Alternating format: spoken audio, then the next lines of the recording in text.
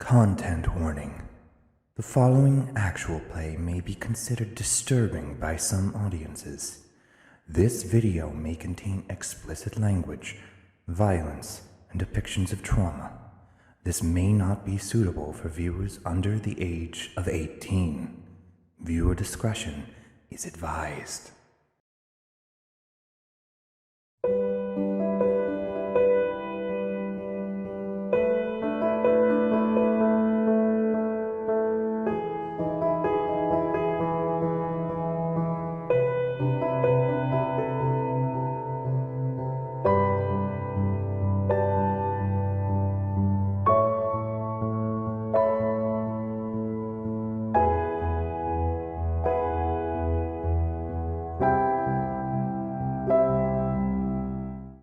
Standing atop the wall, looking down at Sephek and an army of cold light walkers, Farron uses his primeval awareness and learns that Bryn Shander is surrounded by undead. Looking down to his friends, he says, "Guys, we're surrounded." The militia on the wall begin to look anxious and ready their crossbows, waiting for the command to fire. Trying to delay, Farron asks if there's any chance of negotiations and offers Sephek his life. Sephek's response? "I'm not even alive right now."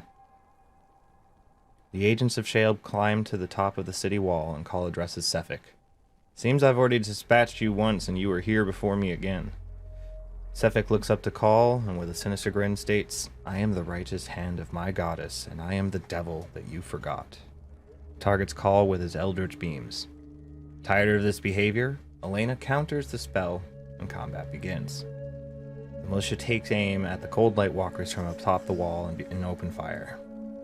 Starting off strong, Farron pulled out the Gnome Ceramorph's laser rifle and fires it at Sephek, trying to singe Sephek. Elena tries to launch... I'm missing punctuation here. Trying to singe Sephek, Elena tries to launch a chromatic orb, but learns that Sephek also has counterspell prepared. As an army of cold light walkers approaches the gate, things become more deadly. Sephek begins to manipulate our heroes to attack each other.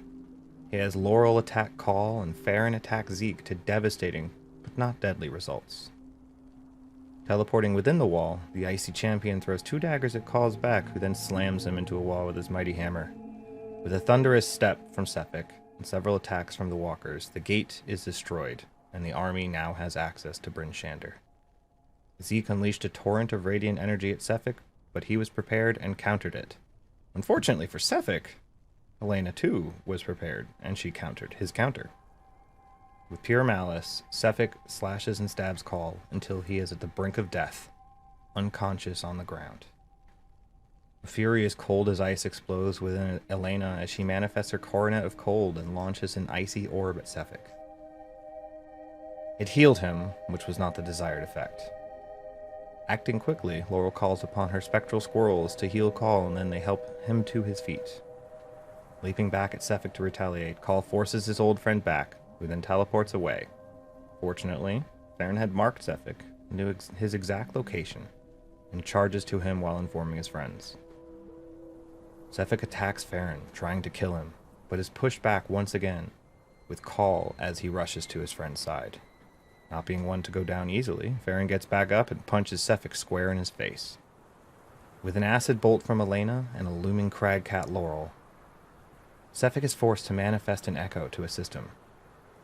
True to something he said earlier, Call did not forget him and was not confused by the shadowy clone.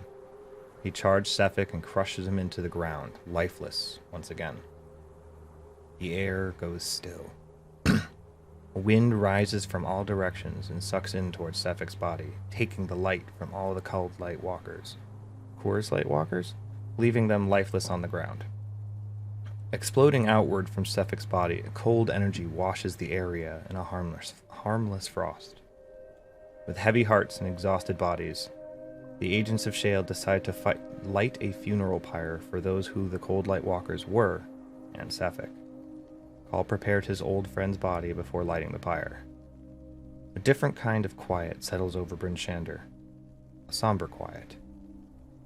Midge offers her condolences, followed by many of the locals offering their thanks and heartfelt apologies. Call and the other agents stand by the funeral pyre as it burns down to embers. As the last ember goes out, a gentle wind picks up and blows some of the ashes west, back to the ocean, taking Sephek home. Call grabs some of his friend's ashes in a used potion bottle as a remembrance. And that's where we pick up.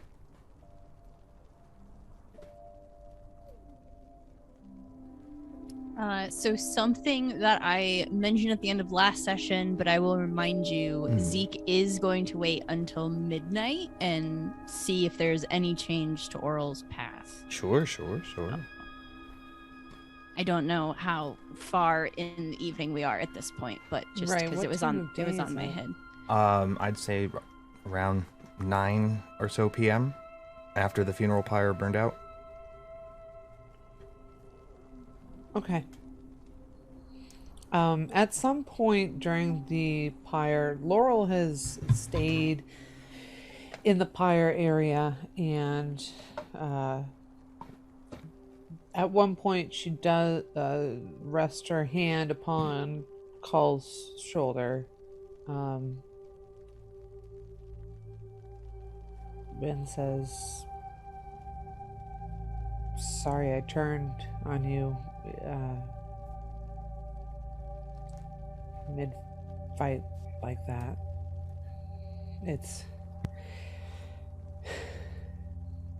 I'm grappling with my mind being taken over, you know?" Yeah, it's fine. I don't blame you for the actions of my friend. Seems he was very good at manipulating people. Yeah. Yeah, but not your friend. I mean, this was no longer your friend. I'm sure if I had known Sephek as he was, then he would have been my friend too. I'm sure of it. The person that you and I had to fight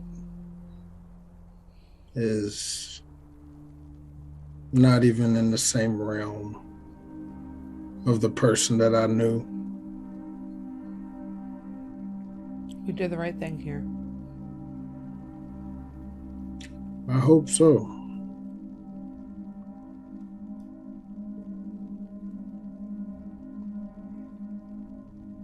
We'll think of him at rest. He's just finally at rest.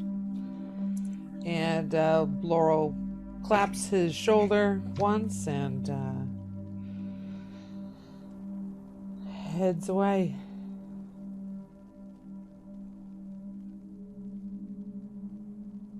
What, like how? Like, are you like walking away from the group? Are you just like walking? Are we still all around the pyre? Are we just all hanging around? I imagine, yes. Zeke probably has 12 dogs dogpiled on him. Then no. In some form or other. Okay, never mind. No, not walking away from the group. Just stepping away from Call, giving him some space. Okay. I think Cole would actually start walking towards the caravan.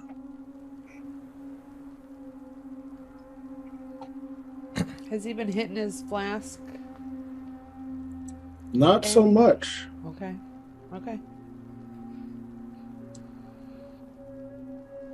Heading back to the caravan, you see Drengir on watch, and he's sitting up on the roof.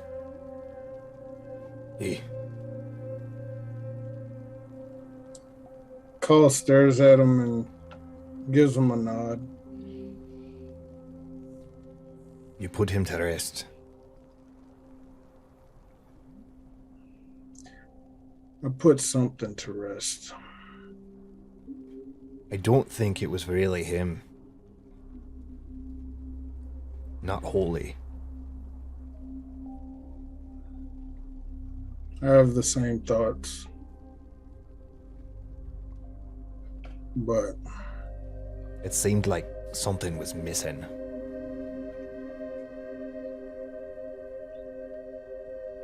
This whole thing's been hard to comprehend. Hmm.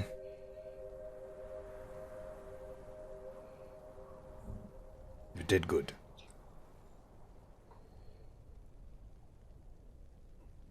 Thanks. And I think Carl, he'd walk into the caravan and he'd just go in his room and just close the door. Inside the caravan in the common area, you do see both Maxes, and they give you a nod, but they don't make any approach to you. Yeah, Carl, he acknowledges both of them and nods, but he heads straight to his room.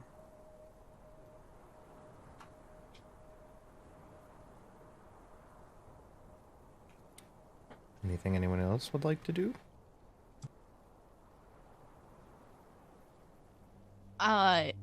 Zeke, he's not very subtle, I'm assuming, but he really wants to catch Laurel, like, kind of alone-ish, if he can. If she, like, never kind of, like, walks away out of earshot, he won't. But he definitely looks like he's anxious to talk to her.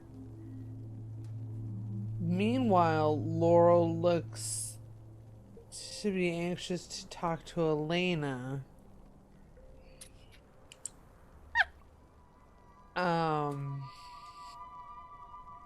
Elena especially- is wrapped in blankets, coming out of sleep. She took a bit of a short rest in between all the different ceremonies and for being there, and is just taking a few winks in her last short rest.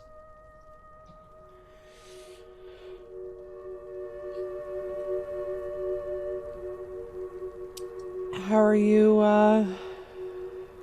doing?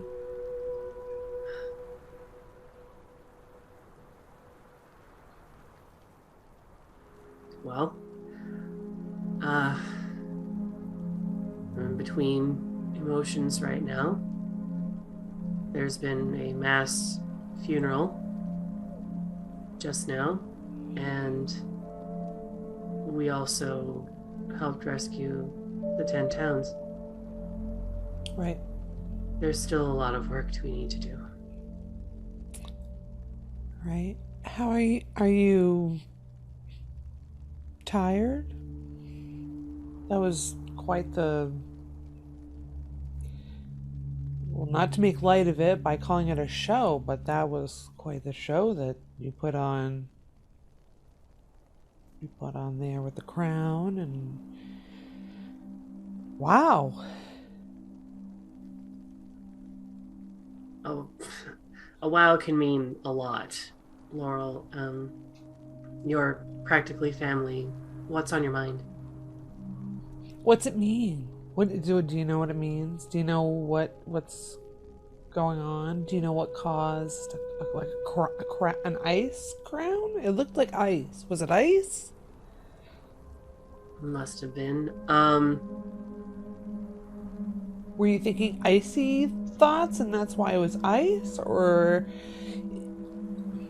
When Call went down, Yeah.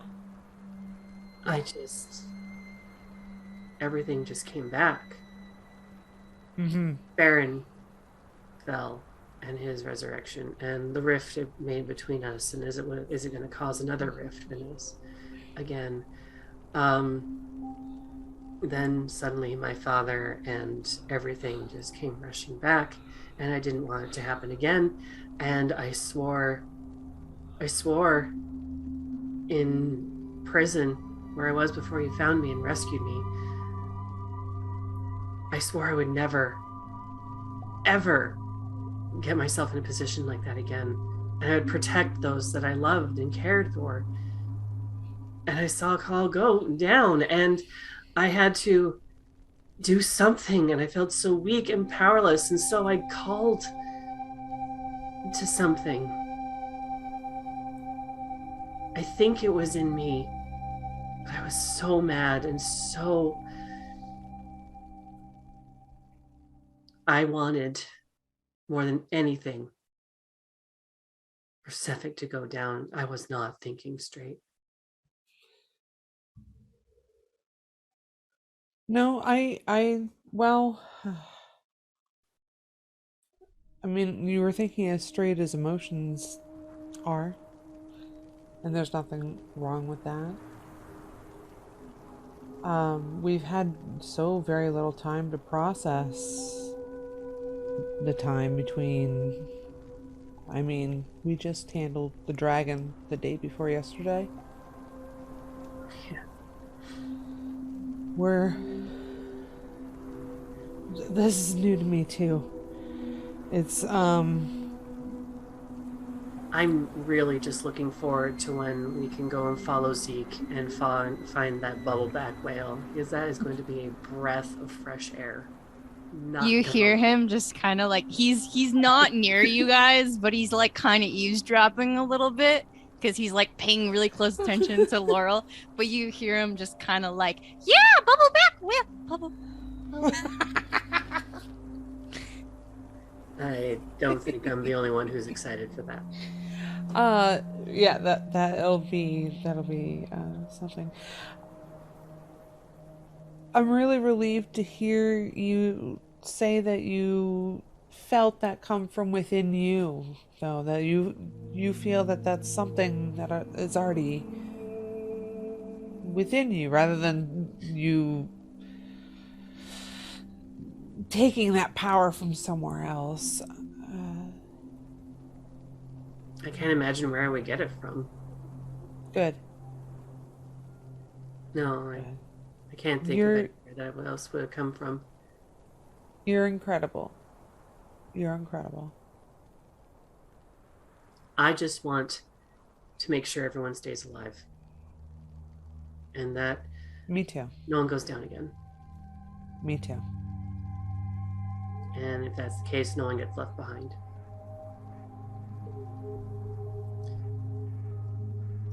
Anyway, I do feel like I might get better rest. I'm still feeling tired, but I might get better rest in the actual caravan as opposed to out here. It's a little chilly. Yeah.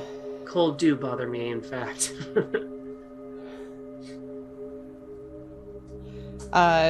Laurel holds out their hand to help Elena up. Blankets and all. Yeah. Got like ball of blankets and like legs. Okay, there you go. Okay. Sends her on her way. We're going now. Okay. Elena, the blankets are still the same size from when you were taller, so they're much bigger now. Oh. So they completely encase you. And I am a very, very happy spud right now. And she's going to make her way back to the caravan as well. The fire is out at this point. Okay.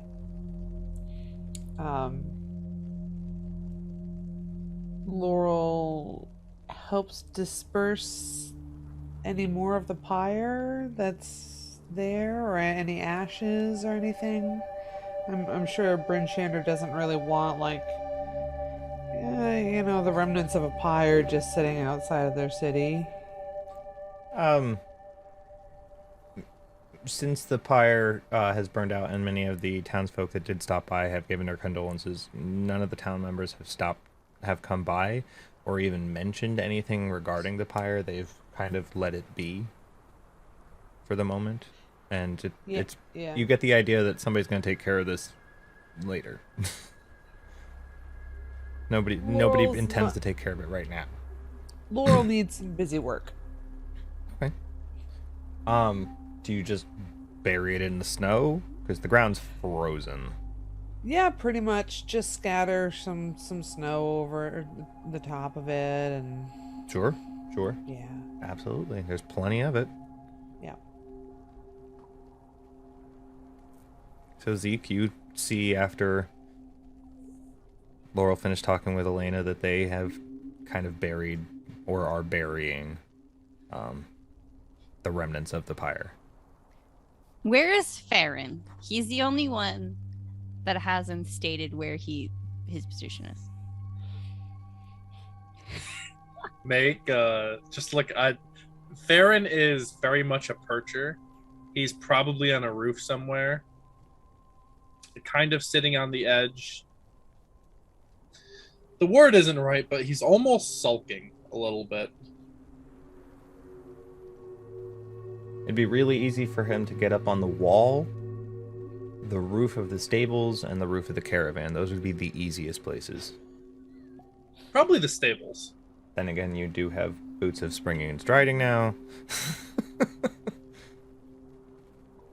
Probably the stables, you said?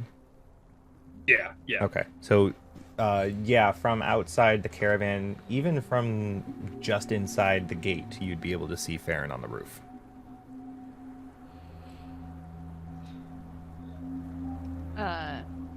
Okay, so Zeke will approach Laurel, and just your casual like, "Hi, hey Laurel, how are you?" Oh, hi.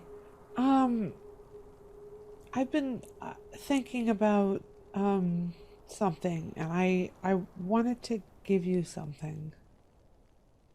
Okay, like what? Well, I don't really feel comfortable having this on me, and maybe it's something that you might be like more interested in, I don't know, figuring out or something like that. And they take out the laser pistol Okay. and hand it over to Zeke.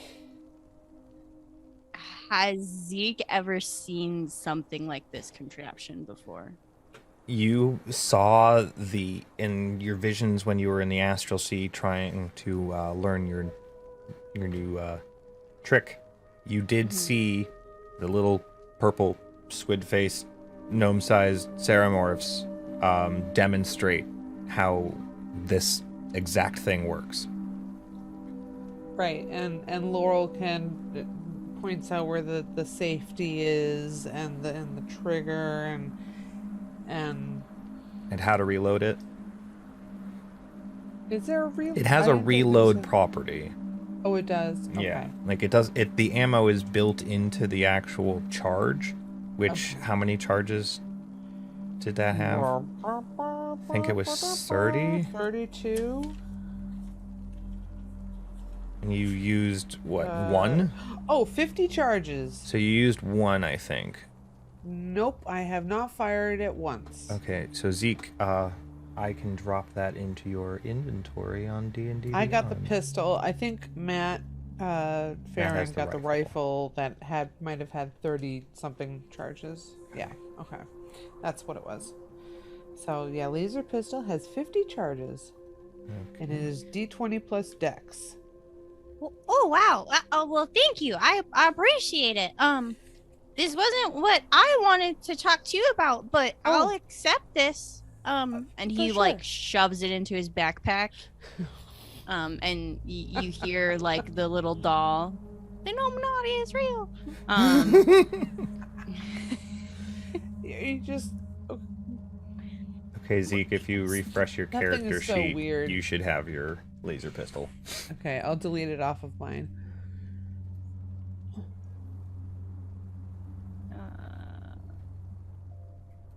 Okay, I see it. Okay, cool. There we go. Okay.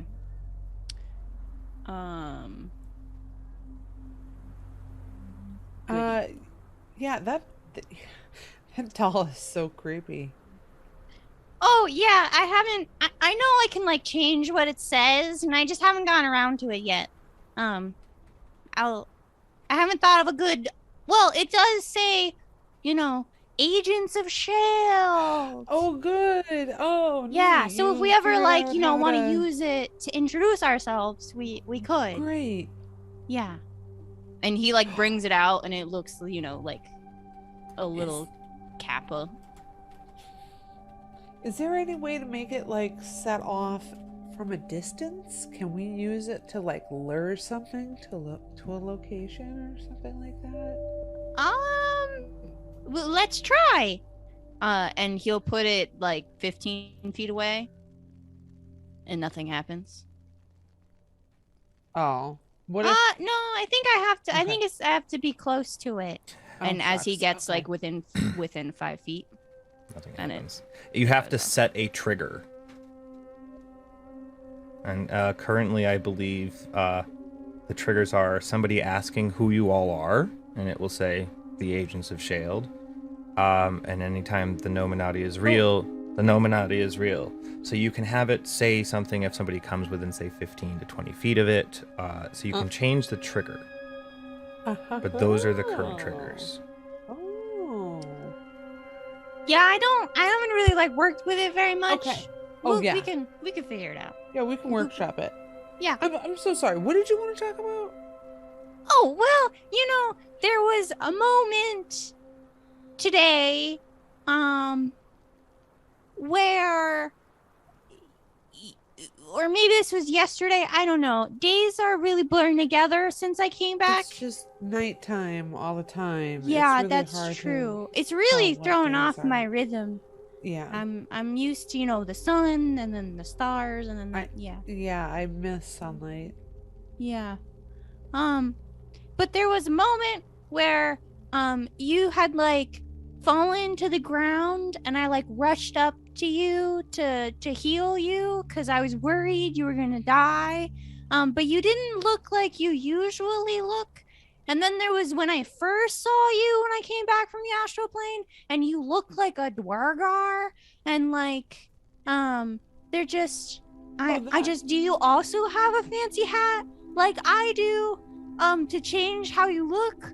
Or I just want to make sure I know. So if I ever come across someone, maybe it's you, maybe it's not.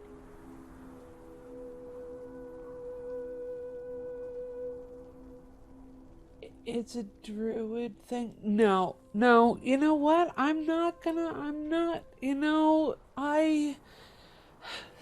Zeke,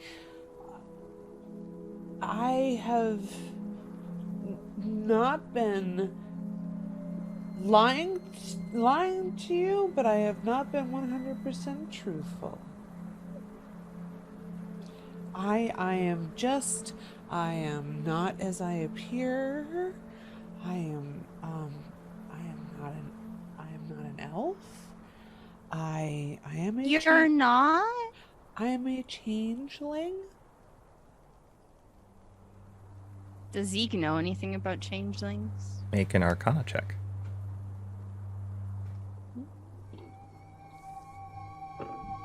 Insight check. An 11. Actually, because canonically, Theron learned it from you or traveling with you. What are you better at? History or Arcana? They are the same. Okay. Well, I will give you advantage on it because of something I had said in canon otherwise. So this is more Okay. if Zeke remembers. Okay, then this is just a flat roll because I'm exhausted right now. Okay, so then that's a 17 instead. Changeling makes you think of doppelganger. Doppelgangers are not good.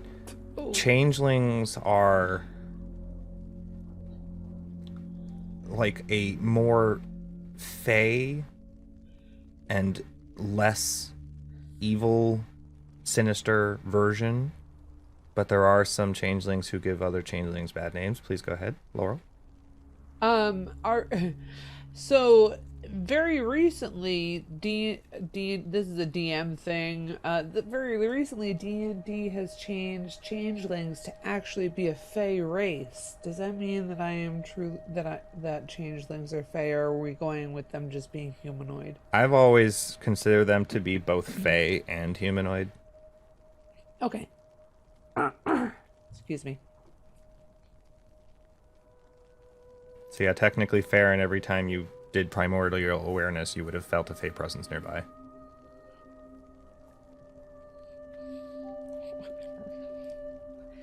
A changeling. I don't mean any This is who I am. One other thing, Zeke, doppelgangers generally revert to their weird bluish gray form. Changelings adopt a specific form more often than not. So and Belle described Laurel as being like white and thin and frail, right? That is her true form. Okay. The form that as Laurel may continue.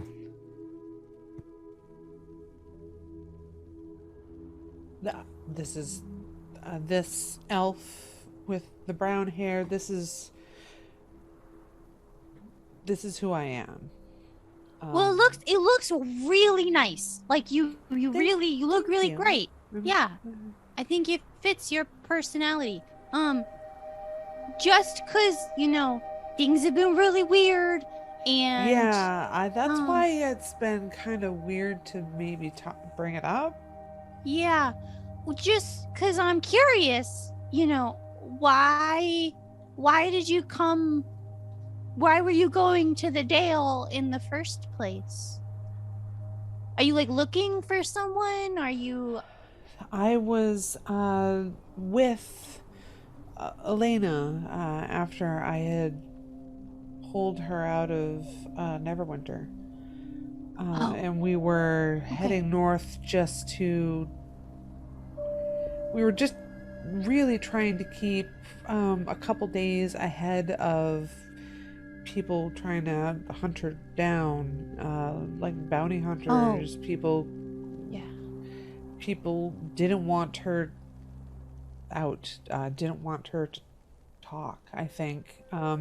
So we were always just keeping a week ahead, and we just kept on being pushed further and further north, and no one really comes to the Dale, and so we thought maybe if Luscombe didn't work out, then maybe the Dale would be a good place to lay low for a little bit. Well, we see how that went down. Yeah. I'm pretty sure everyone in the Dale knows our names.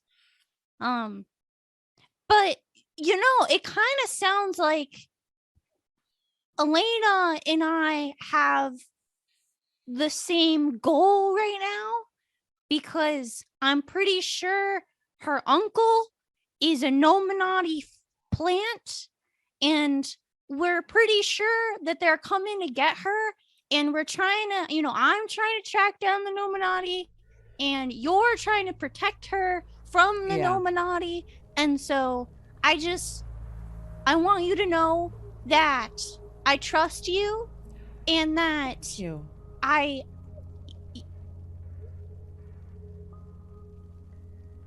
haven't heard great things about changelings, but I've never really, it was all the stories and not really interacting. And maybe I think you might have changed my mind on this, that, I hope to continue. Yeah. And maybe to continue to earn your trust and continue to maybe change some perceptions. I think that's a wonderful idea. We could definitely do that together, because, I would like to learn more about the Nominati. Really?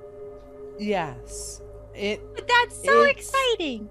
It's clearly a part of what's going on in this region, if not the whole Sword Coast, if not the world. I know. I mean, Kappa could be anywhere, and I don't think he's working with Auril, but he could be working with Auril, or he's working against Auril, or he's working with the Dwergar. I don't know, but he's here and he's doing something, and I have this pull to go talk to Macretus and learn more about the bubbleback whale, because I really think Elena's uncle is on the bubbleback whale, and we could go get him, and we could save him, and We could fix Neverwinter. That would be the ultimate goal. Well, I mean, the I ultimate goal, know! I think, is to stop Auril, maybe. But that would definitely be a step in a huge, great direction. Yes, I think Macretus, the whale. You know, we'll go to Macretus's next for sure. I think that's a good. Yeah. Maybe. Yeah, we'll definitely talk about it. Yeah. But I think I really think I have a good case now for going. Yeah. Because, things are really weird. Things are really weird and definitely challenging my my own perceptions of the world and the tenets I've grown up believing in.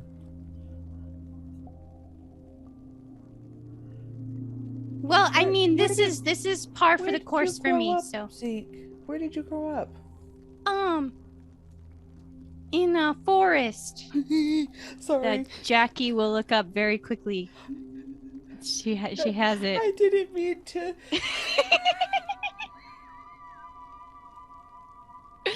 I mean, just I don't need like a specific, but like, what was your like community like growing up? Like what? I grew up in the Moonwood Forest, which is like, you know, kind of northeast of here, and that was how I met Farron. Is I had heard about what was going on. Sorry, southeast. You're right. I heard about what was going on in the Dale, and I started traveling, and I came across Farron, who was also going to the Dale, and you know, we went together, and yeah, I mean, I grew up with a bunch of other gnomes in a forest. I'm a forest gnome. It's why I can talk to animals. It's why when you're a small animal, I can talk to you. I grew up with gnomes too, and elves, and Laurel start speaking in Gnomish. If you ever miss talking in your native tongue, I can totally. He gets so excited, and he starts babbling in Gnomish to you, and most of it is probably like, you know, like an accent thing, like you can catch bits and pieces, but he's just like so happy, and he'll go on for a very long. He likes to talk, so he'll go on for a very long time about Laurel will listen. Yeah, probably getting nudged by dogs the whole time, because there's 12 of them. But as this gnomish cacophony goes on, Baron? Well, it seems I have been successfully able to sneak off. Nobody's passive was going to beat that. So I am not far. I'm at the caravan and I'm jumping up to sit next to Drengir. Hey. Hey. You in an advice mood? Giving advice mood? Try me. Have you ever broken a promise?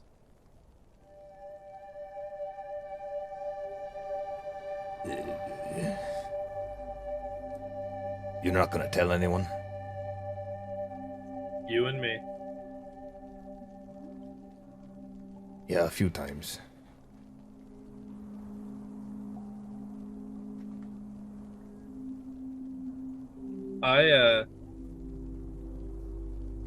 I promised Call he wouldn't have to kill Sephek again. And I wasn't good enough.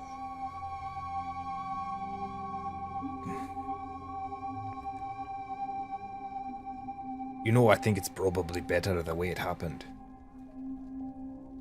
Maybe some kind of closure.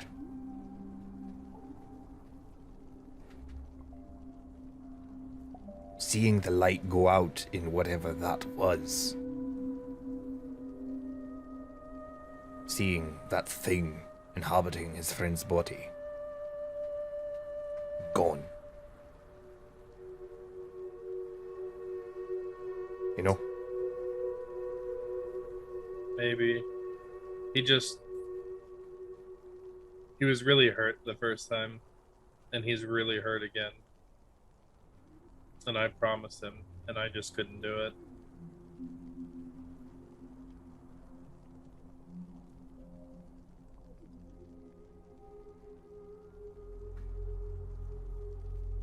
I think he'll understand.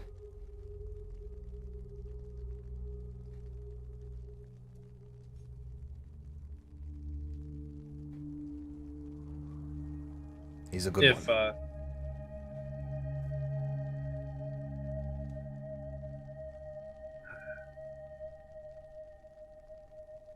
Well, yeah, he is. They're all good ones. I mean, you're all a team.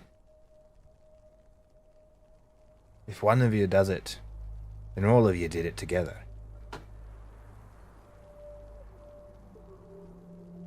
I don't think you could have done it without each other. Oh, definitely not. But it's hard sometimes feeling like dead weight, no pun intended. I am constantly getting the shit kicked out of me. Shows you're willing to put yourself in some good kind of danger to help fight and protect your friends. Ain't nothing ashamed there.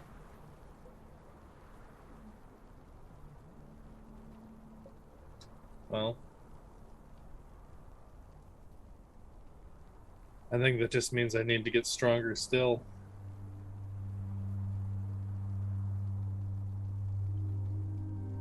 Gotta keep up with these incredible people I'm with. I would like you to make a perception check for me, Farron.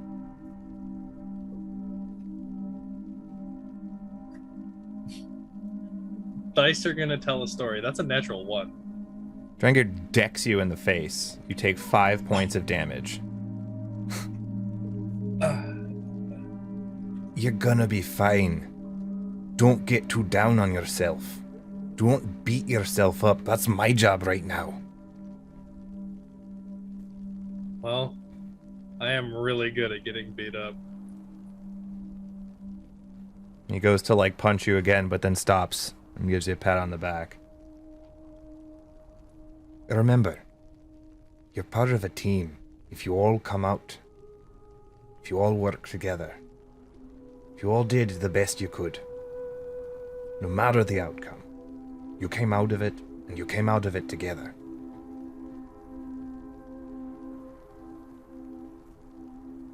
Yeah. Look at the good. There's enough bad. There's a lot of bad. Well, thanks, Dringu. I needed that. Hey. And Farron's gonna go straight to his room.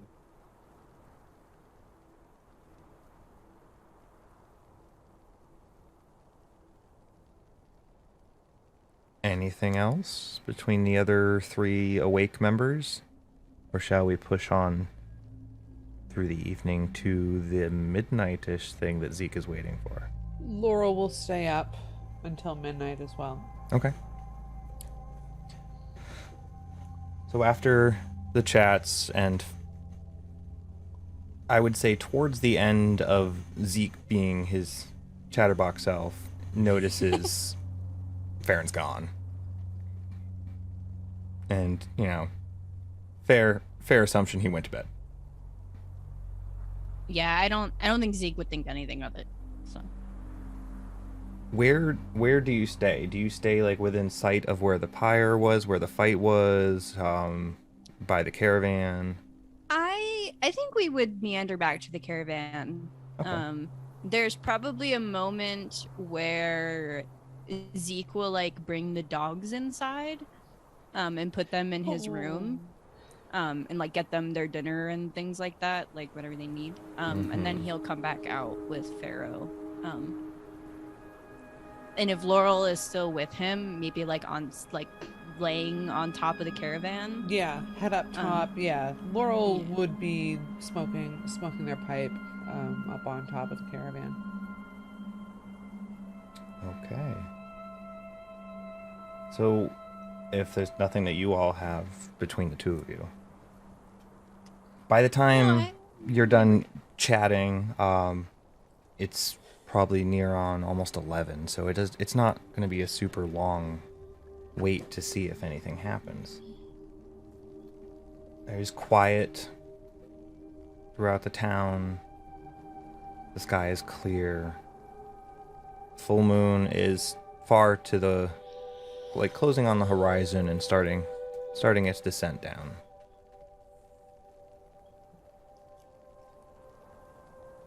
Midnight comes. The all too familiar aurora starts to cross the sky once again, beginning far in the northwest, crossing to the east. As you watch it slowly weave its way across the sky, you notice that it is not the same tonight.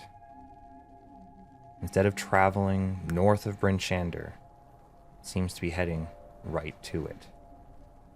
For the first time, the aurora will pass directly over Bryn Shander. As it reaches the sky over where the funeral pyre was, a single mote of ice drips off an icicle-like bit of the aurora. Time seems to slow to a near standstill. While you can perceive things as they are happening, you feel as if you are powerless to act, move, speak, or even breathe. As the mote descends to the ground, a ghostly blue light starts to rise up from the remainder of the ashes to meet it. Suddenly, a blinding flash, come and gone before it can even blind you. Where it was is now a large, icy form. What looks to be a hunched, bipedal form with the head of a snowy owl, large, curved goat horns protruding from its head, black talons, cloven hooves, and grayish-white wolf fur covering her body from the neck down. Dressed in a cloak and cowl made of snow. Looking down where her champion was, a sigh escapes the elegant beak of Auril, the Frost Maiden. You wasted your gifts. You had much potential. Oh, the cruelty you could have inflicted. Another sigh, and she lazily looks out towards the tundra. No matter. I have chosen another. The form of Auril flashes quickly back into the mode of icy energy, and rises back towards the aurora, taking the ghostly blue light with it. Time slowly comes back to normal, and the aurora continues east.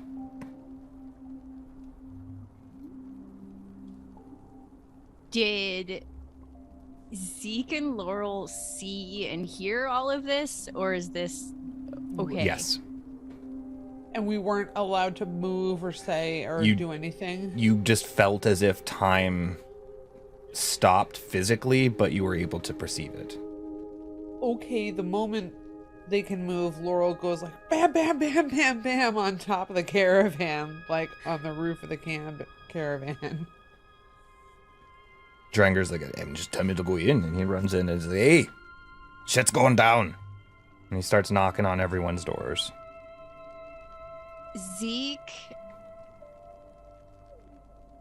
he's probably already heading towards the pyre.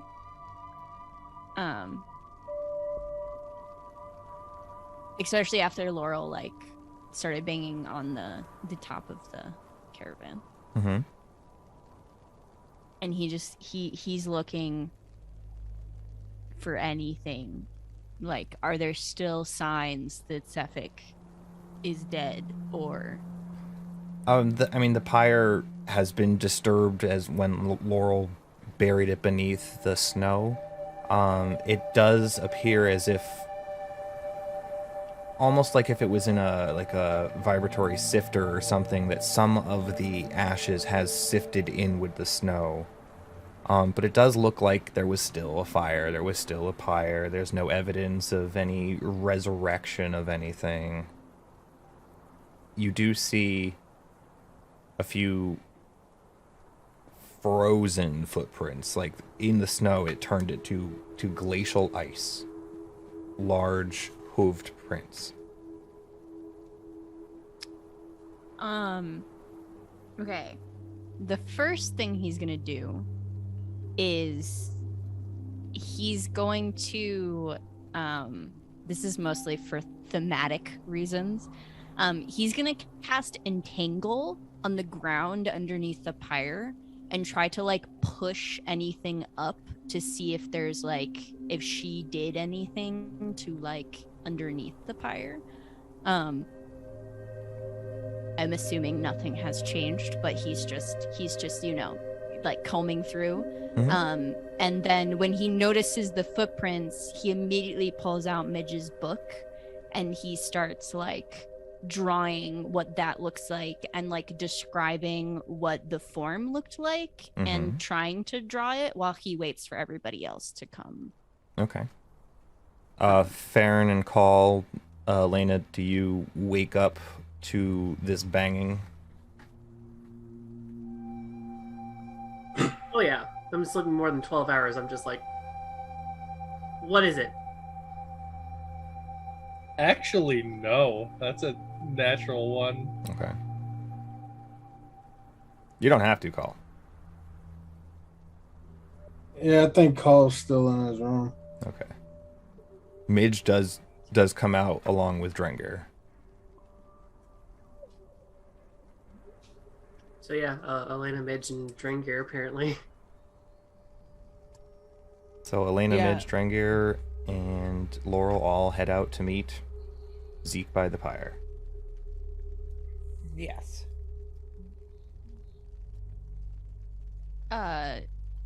At this point, the pyre just looks like it's literally been like pulled inside out. And you're not sure how Zeke managed that in such a short period of time. And he's like scribbling furiously in Midge's book.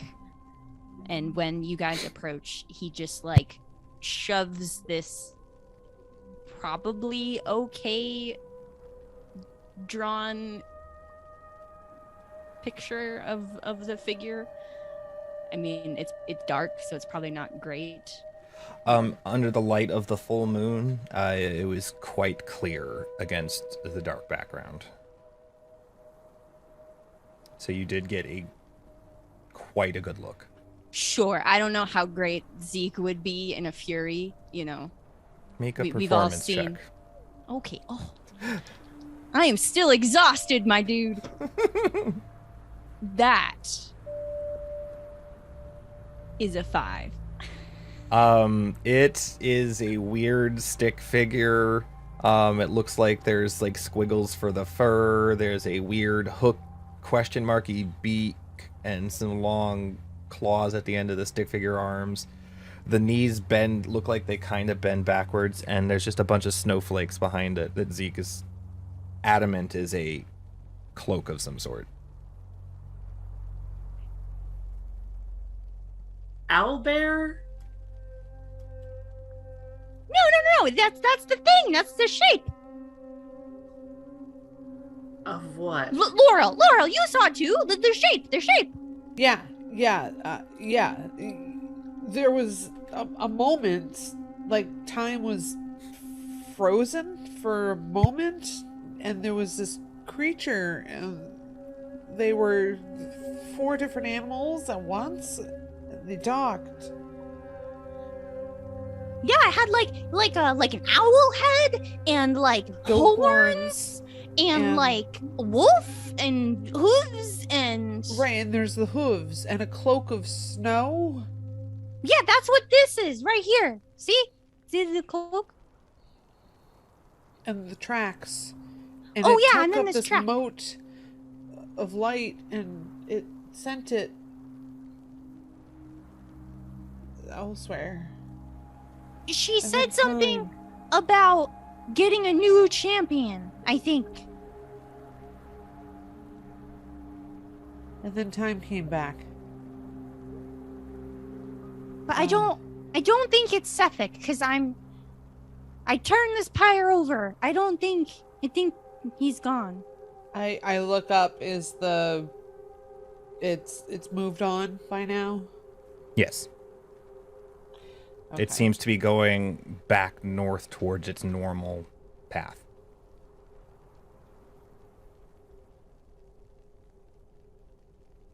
Okay. I don't know what to do about it. She's gone. Do we think that was her?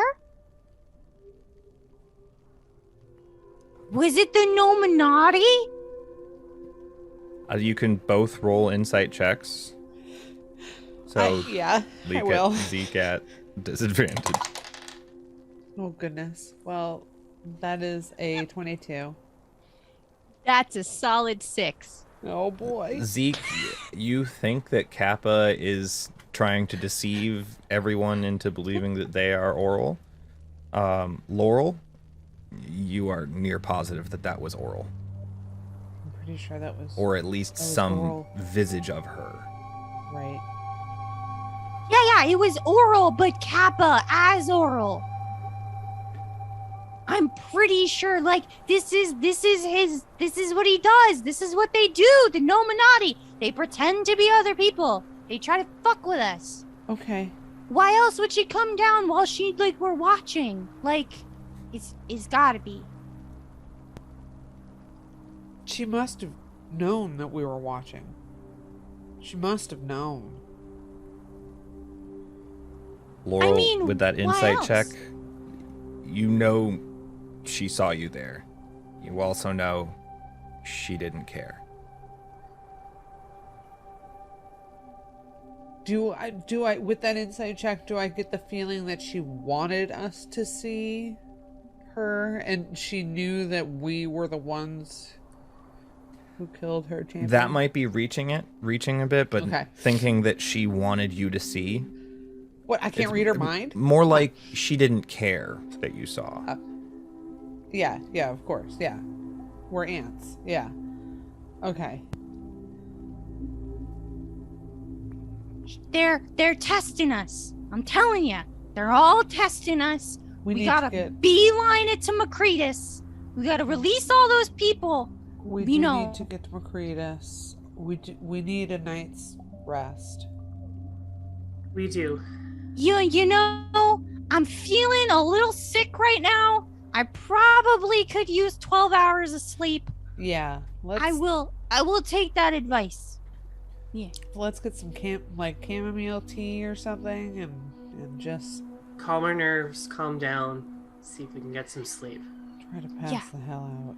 Would it be better if we slumber partied it, slept as a group, or I think the other two might be fine. They might be going through what they're going through right now, but It's gonna be a How big do you puppy feel? pile probably.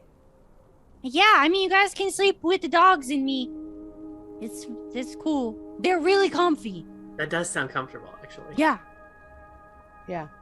I would turn into a young winter wolf probably and just join the dogs too. Allergies. Yeah, I highly recommend Zelda and Hunter. They're like the best cuddlers. And you know, Kenny, Lenny, Denny, and Jenny, they make like this cute little like circle donuts. It's just, you can like lay right in the middle. It's amazing. I highly recommend. I think this is a good idea. Okay. I would like Laurel, Elena, and Zeke to make perception checks, please. Stop I know, asking I me know. to make ability checks. Don't be outside. Oh. Well, it's a 17, but I wasted a nat 20, so. 18. That's a 14. So, Elena will notice it first, followed by Zeke, and then once they point it out, Laurel catches it. Coming from the south, there's this kind of like low, almost like a buzzing sound, and it slowly seems to pick up pitch until it gets not, I wouldn't say annoying, it's a and you watch as all of a sudden a light streaks across the sky and up, straight up. Yeah, maybe that was the ship.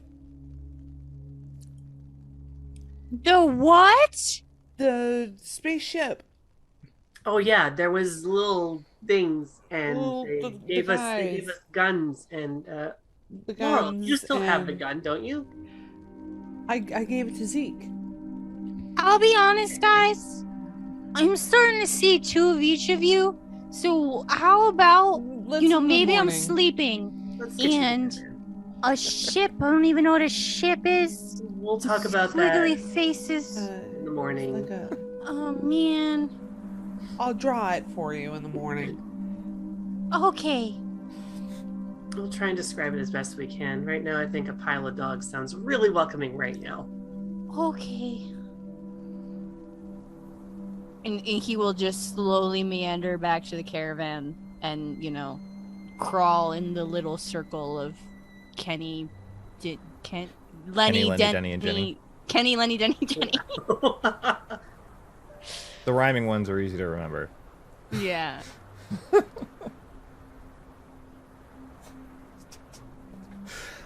So you all are able to get to your respective chosen sleeping spots for the evening. It is comfortable at first to sleep with the dogs until the dogs fall asleep, at which point they start stretching and kicking. Zeke doesn't seem to notice, as he does the same thing. So for Laurel, it's fine in her young winter wolf form. Elena, that's up to you. Just gonna be big spoon to one of the little spoon pups. It's fine. Just live with it. It's fine. Speaking of sleeping dogs, mine is about to like fall out of the chair. She's just so asleep. The rest of the evening goes without issue. You're all able to take your long rest. And that clears my exhaustion. Clears your yeah? exhaustion. Oh, thank goodness. Probably by the time you all wake up, three of you only need 8 hours, but Call and Farron are probably taking that 10 to 12. So you all probably wake up about the same time.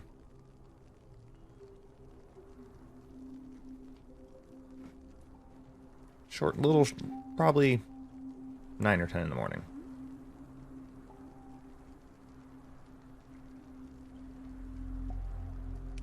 Zeke will prepare breakfast with Pharaoh for everybody.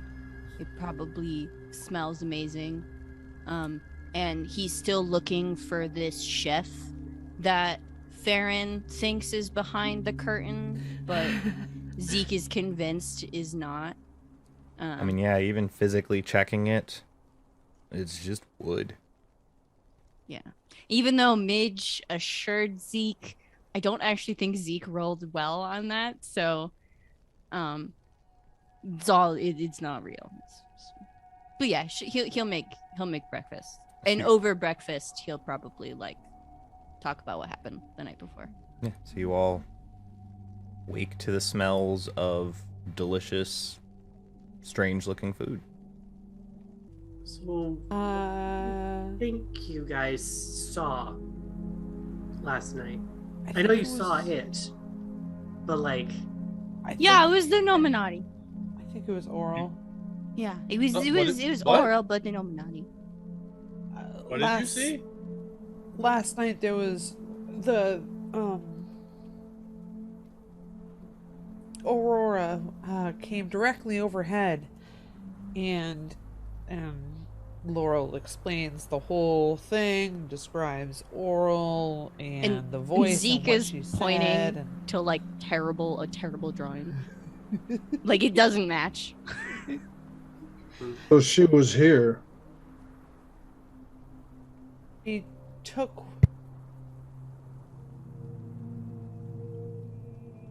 whatever spark. I don't know what she did. Carl goes outside to check the pyre. It looks like it has been tossed. Yeah, I think that would start to worry him.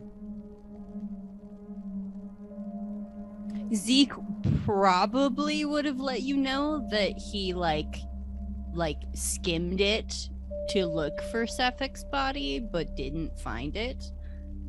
Like there wasn't like a reanimation type thing. Like Zeke's pretty sure that Sephek isn't back, but that Auril took some sort of essence of him.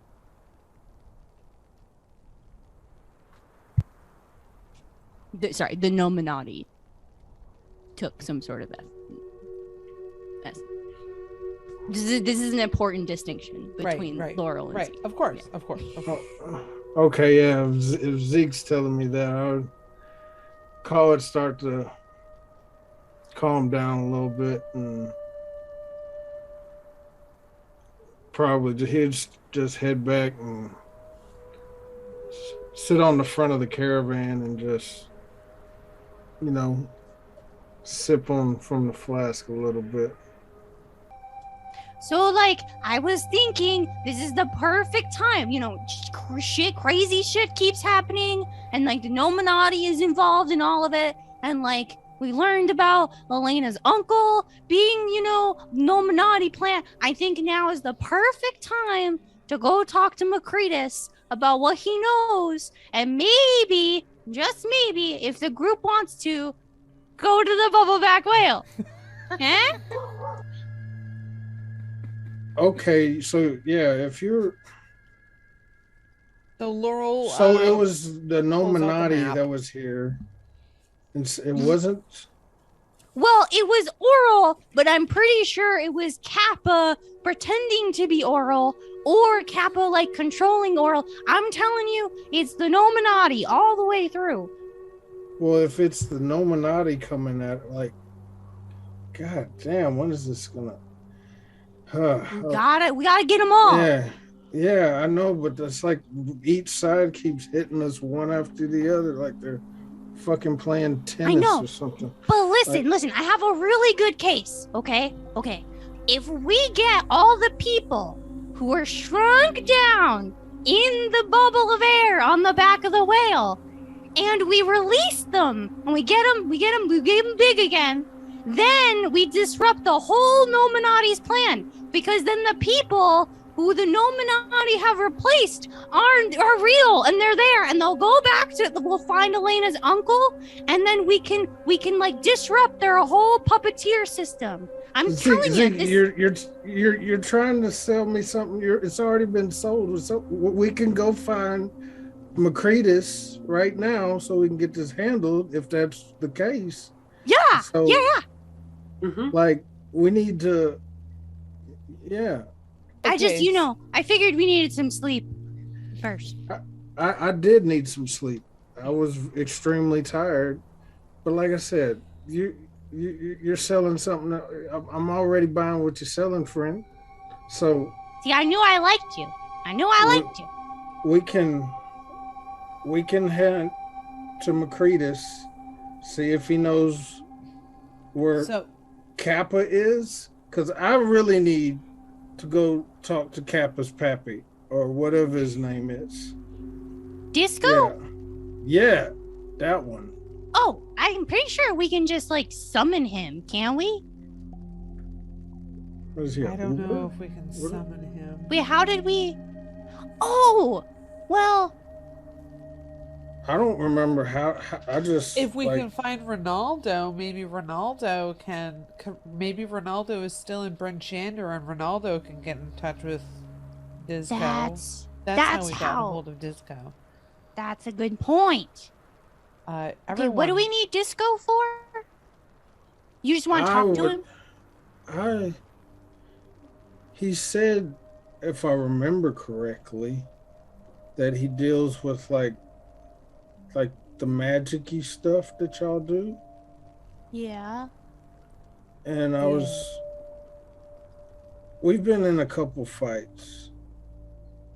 And I feel like maybe he could help me to not be, maybe be a little tougher. I don't know. Okay, well, I'm pretty sure he's gonna just try to sell us stuff because he seems a little bit like the swindling type. But I've got money. I mean, I've got plenty of money. Like a lot of money. Don't let him know that.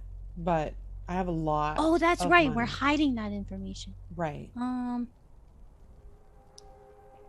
Well, I don't. So I'm gonna take your word for it. Oh no! This is our money. This happened. Remember, it just happened, and then. Oh yeah, and then he pulls the doll out of his backpack. Yeah. It just that. Yeah, the Illuminati is real. The Illuminati is real. The Illuminati is real. Paul swings at it. The Illuminati is real.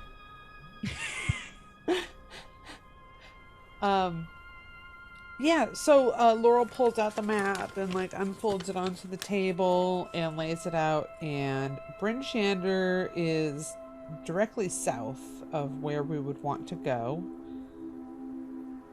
Aren't we in Bryn Shander? Yes, we are in Bryn Shander. What I mean to say is we need to go north. Okay. For a second, I was like, wait, we're not in Bryn Shander? No, that's fine. And I'm trying to say we need to go north. Yeah. When are we going to plan to go there?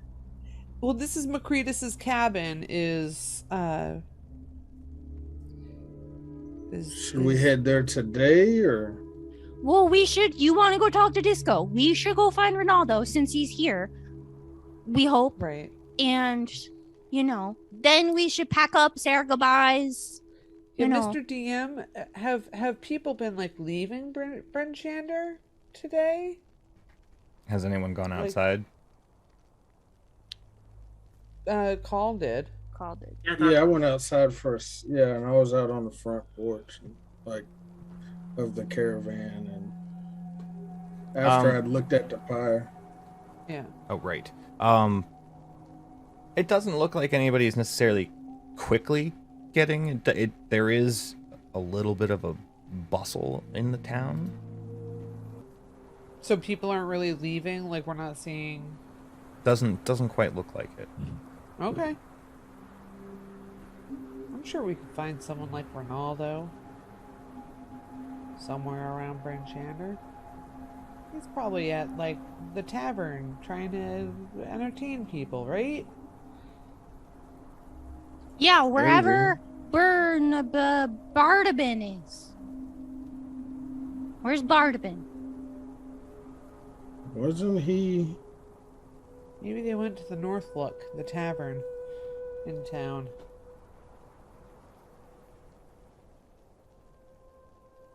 Then let's go. Okay.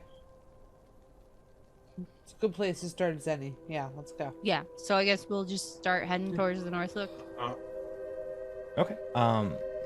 Heading towards the North Look, you're actually approached by Speaker Duvessa Shane. And she's like, "Oh, I was coming to see you all." Good morning. Good morning. Good morning. I didn't expect you all to be up and about after all of that. Oh, we're looking for some friends. That's all. Well, I was looking for you. May I have a moment of your time? We're here. We have a moment. So, many of the speakers did meet up after yesterday. And we were planning on having some sort of midwinter festival. I believe we had all spoken about that before. And now with you having saved all of the 10 towns several times over, we would like to maybe bump up the festivities. And it could be the SHAILD Day or something.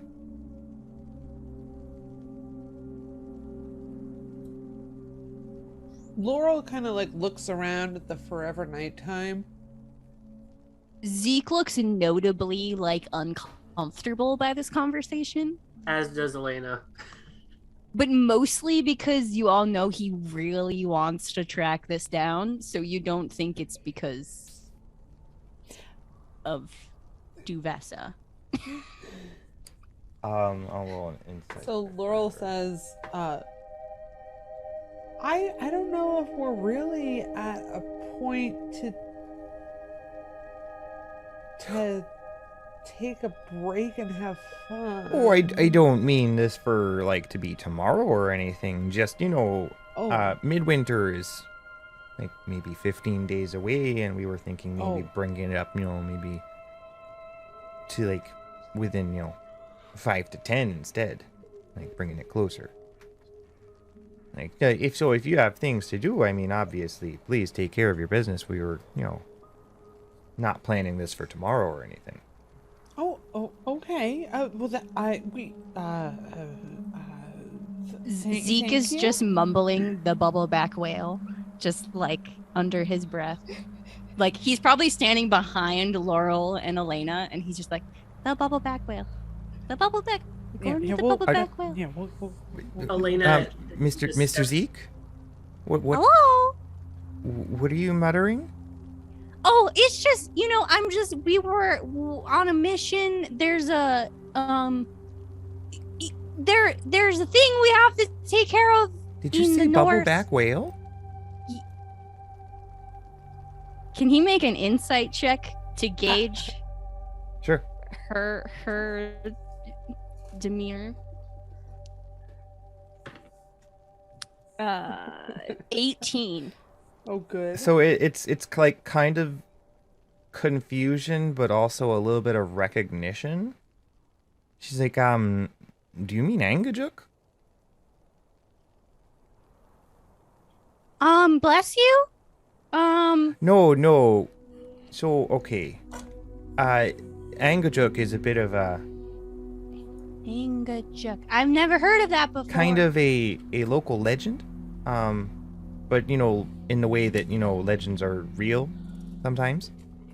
Yeah, like the Nominati, everybody thinks it's fake, but it's actually real. Yeah, I know. I totally get it. Angajuk is an awakened whale with an enchantment on its back that gives it some sort of, bubble that allows people to travel safely underwater. Yeah, so then it's like, it's full of air, and then you can like shrink people down, and they can have like a little community in the air on the back of the whale. Angajuk? Angajuk. I don't know about all of that. I do know northwest of here along the coast there's an odd pier kind of by itself, and there's a bell on it. It's known as Angajuk's Bell. It much of the water has been frozen over, but it's possible you could still call her with it. Is there like an enchantment? Is there like a ritual? Are we supposed to like, cast anything special? You just ring the bell and then boom? I think it's just you ring it and she gets there if she can. If she's close enough to hear it. This is valuable information. We really appreciate this. Sure. This is wonderful. Should we air towards, maybe 10 days out then?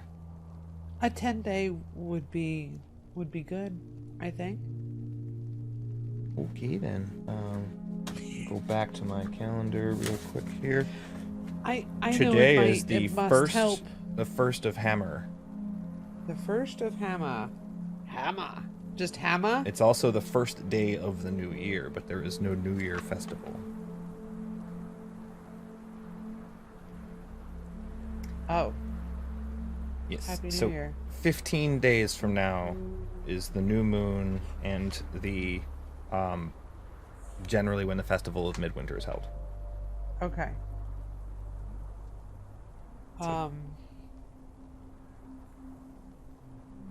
I hope it helps people to focus on something that will bring levity. Well, And that's part of the way people are sticking around, because there was, talk of throwing some sort of festival. Like, it'd been brought up before a couple times about having the midwinter festival to really stick it to, Auril there. But a little bit more talk about it now that everybody's already here. Speaker, Mm-hmm. first of all, 10 days out works just fine. Perfect. Kind of wanted to circle back about the meeting that we all had. I'm not sure if we came to any kind of decision or anything like that, but I assume that the sacrifices as of yesterday have stopped completely. I can see that there were no sacrifices that I am aware of that took place last evening. And beyond what happened. Mm-hmm. Well, the foreseeable future, I'm sure we probably determined that that's not going to happen. Not without our knowledge again. Sheriff Southwell's been keeping close eye on Speaker Maxildinar and Captain Scath, and they've been staying at one of the empty houses up near the North Look and kind of hanging out at the bar a lot. Zeke kind of under his breath to kind of lower than before, because she obviously can hear him. That's where we're going. They're not causing any trouble or anything, are they? Keeping their noses clean? Oh, Captain Clean Captain Scath, he's got a mouth on him. And he's got the backing of his speaker, but he's in my town. I could close it for him if you would like. What I don't see? Yeah. I don't know. Oh. We are heading in that general direction, so you may want to detour momentarily. Oh, I was planning on going back to With this group, I don't promise anything. Not to the. No, I'm not going there. I was coming to see you to talk to you about the festival plans. So beyond that, I mean, I'm heading elsewhere. Yeah, we will be heading west, and then probably coming right on back to Bryn Shander. Or even. Well, you all have a good day. You too, Speaker. Well, thank you. So you all head off towards the North Look? There is a noticeable pep in Zeke's steps. And as you all head off towards the North Look, we're going to go ahead and take our break. Okay. So everyone, please hydrate up, stretch, all that good stuff, and we will be back shortly. All right, be back. See ya.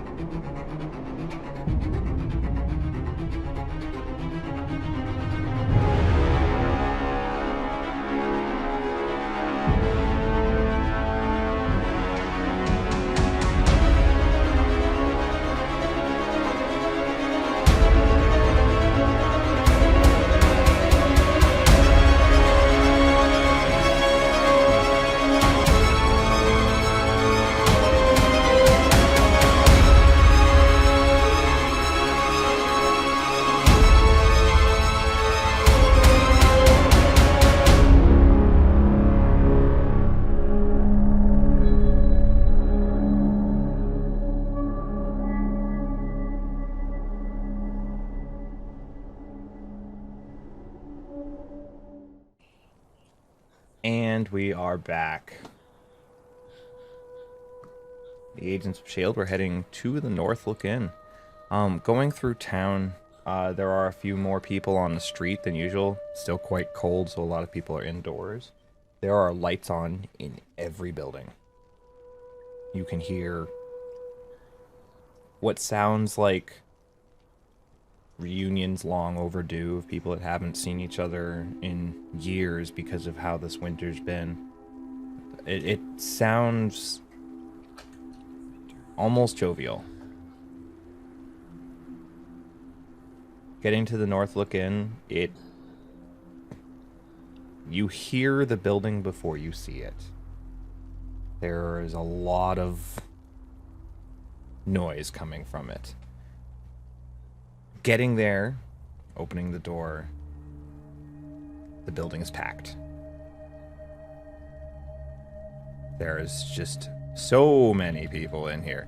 You see Captain Scath, you see Bardabin, Max Oldenar, you see the twins that ran the bar in Caer Konig. Almost anybody you can think of. Almost. The moment Zeke the moment everybody's inside and the door is closed behind them, Zeke is gonna cast Detect Magic. Kind of like standing behind some of the bigger people in the group to kind of hide a little bit of it. And he just wants to like do a pass across the room. You see the magical items you expect to see on your friends. You see a big old maul on Bardaman's back, like kind of up against the wall, maybe or against him, that does read as magical.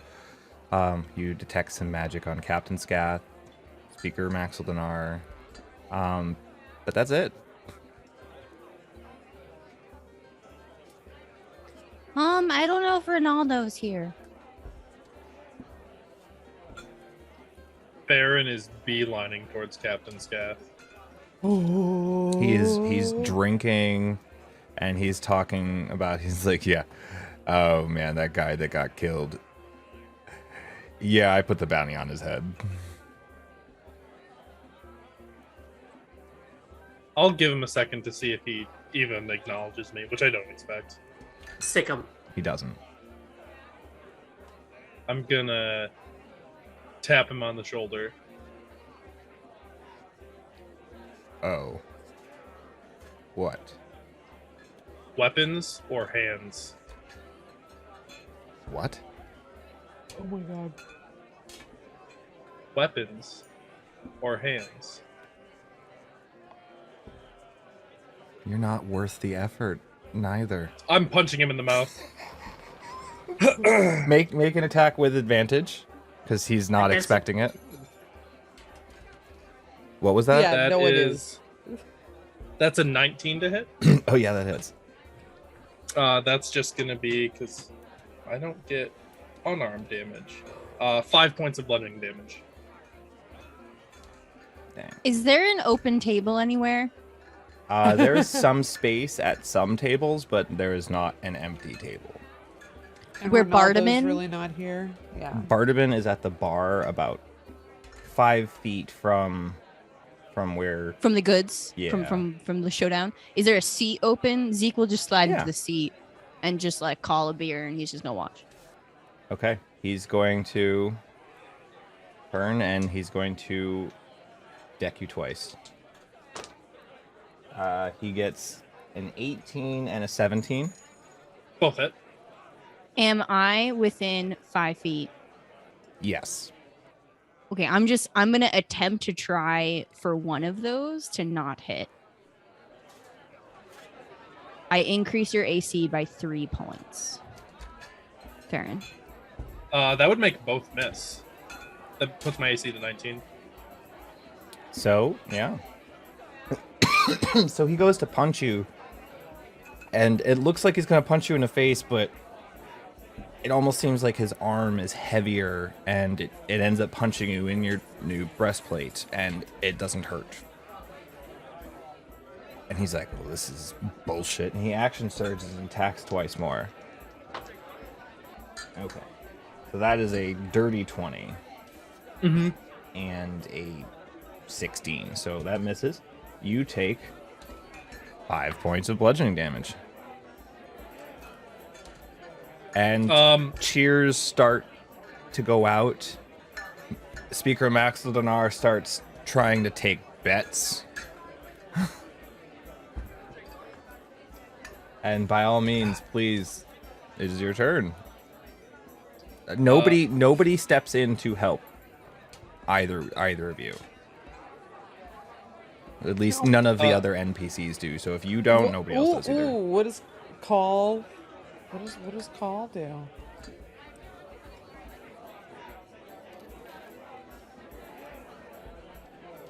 No, I'm gonna let Farron fight this guy if nobody else jumps in.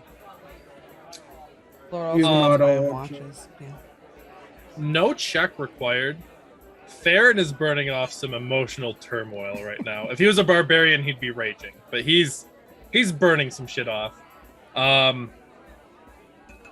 Farron's gonna throw a feint with his left hand, and he's gonna try to scoop his right hand between Captain Scath's legs, and he's gonna try to suplex him. All right, go ahead and make an athletics check. think Elena is suddenly a wrestling fan, just like me. That's an 18.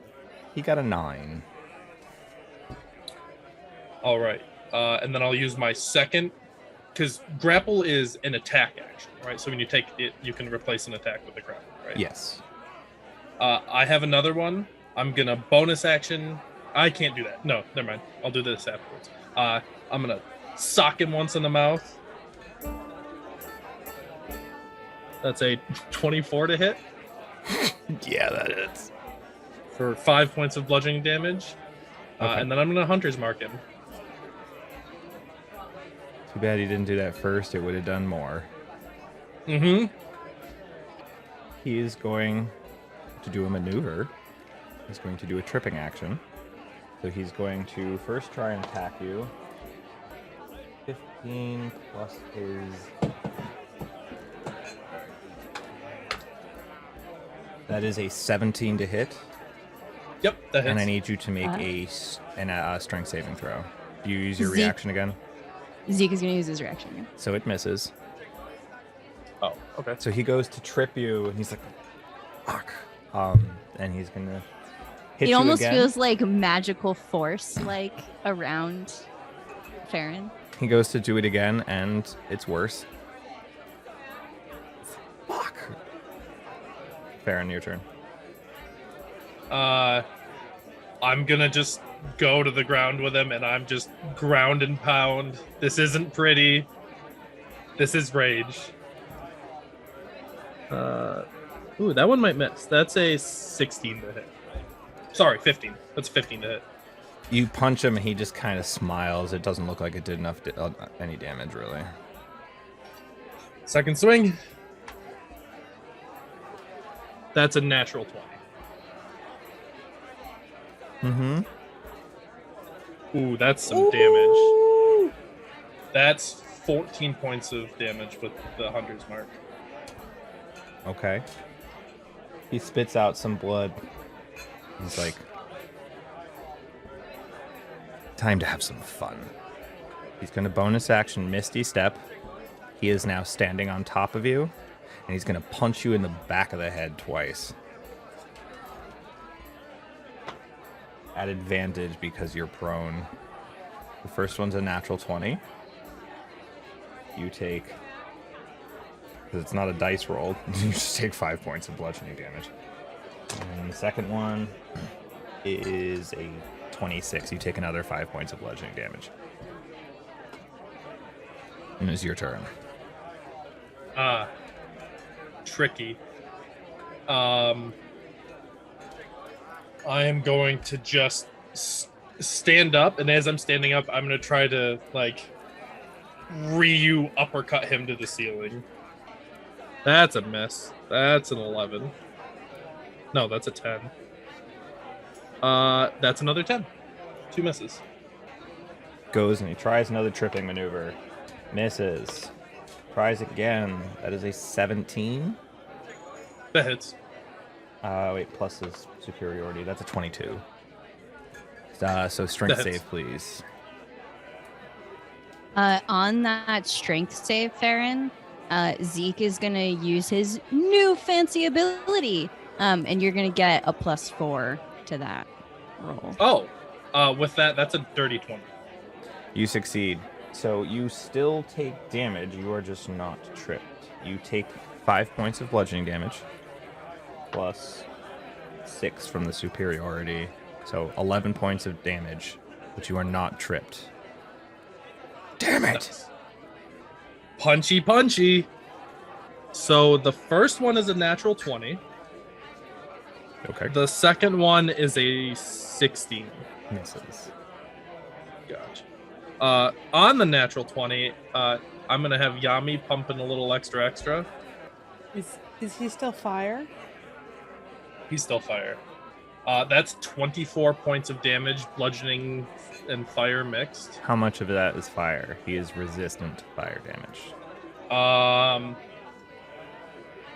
9 of it is fire. So he Fucking takes tieflings. 4 of that.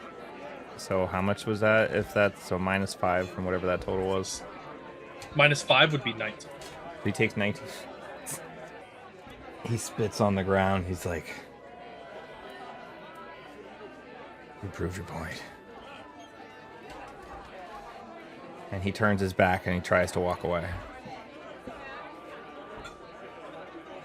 And like he's got his head hung low.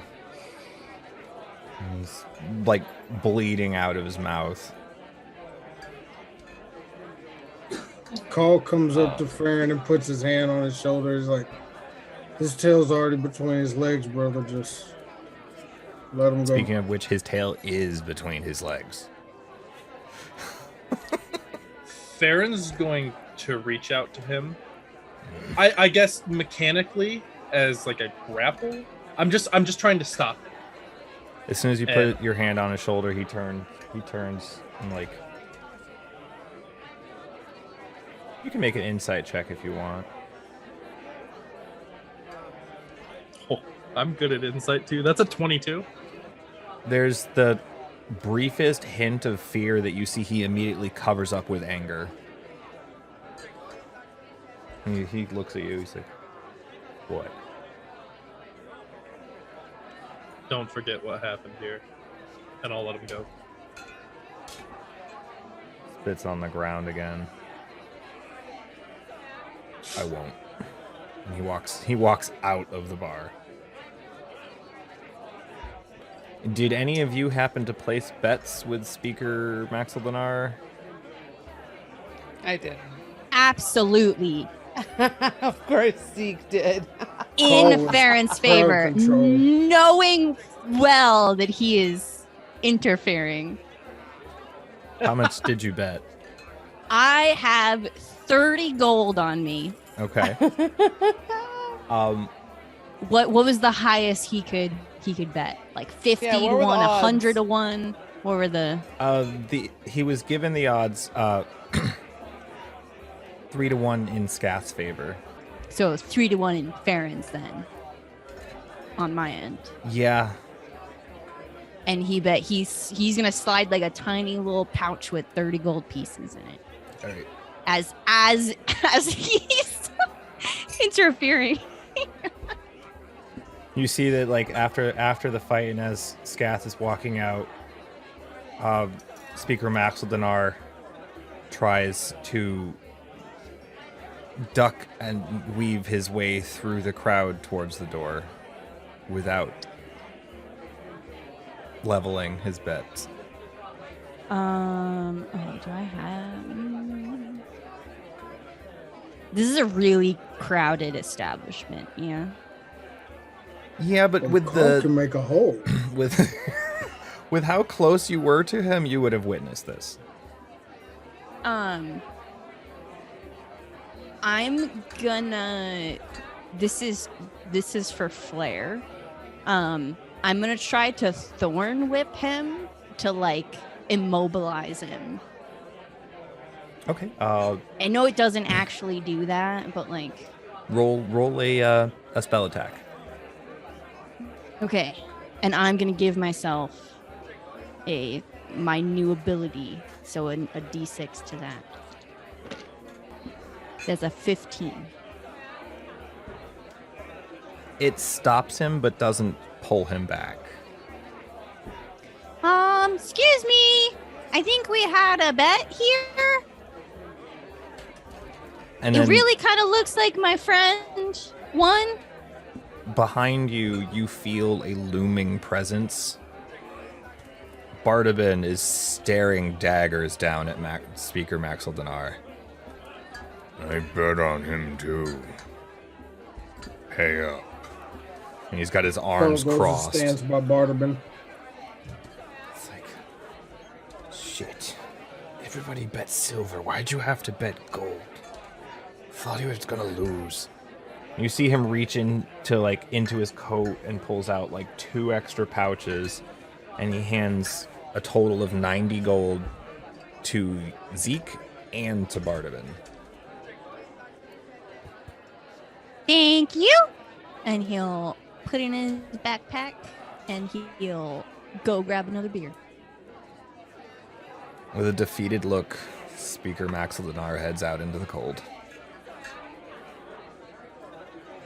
Bardabin's like, It's not the first time he's tried to skip out on a bet. I'm sure And it won't just be the sounds like they're last. both sleazebags. Yeah, I I'm sure we don't won't be like 'em. welcome in Targos, but that's fine. What town are they from again? Targos. Argos? Yeah. I'm pretty sure we have to go through there. We could skip it if need be. Or we could not. Or we could not. Yeah, looking at the map, Laurel, you know you can just go northeast and pick up the trail to Tourmaline before heading towards either Lonely Wood or around to Macretus's, where you were told Macretus's cabin is. So you could completely avoid Targos. Or we could go make Elena the new speaker of Targos and just kick them out of there. Yes. That sounds like a fucking amazing idea. That sounds like the Ooh, plan. Unseating royals. Oh, isn't that just something? That sounds like unnecessary work to me. I agree, Elenus. There's a lot of other things going on. Further agree.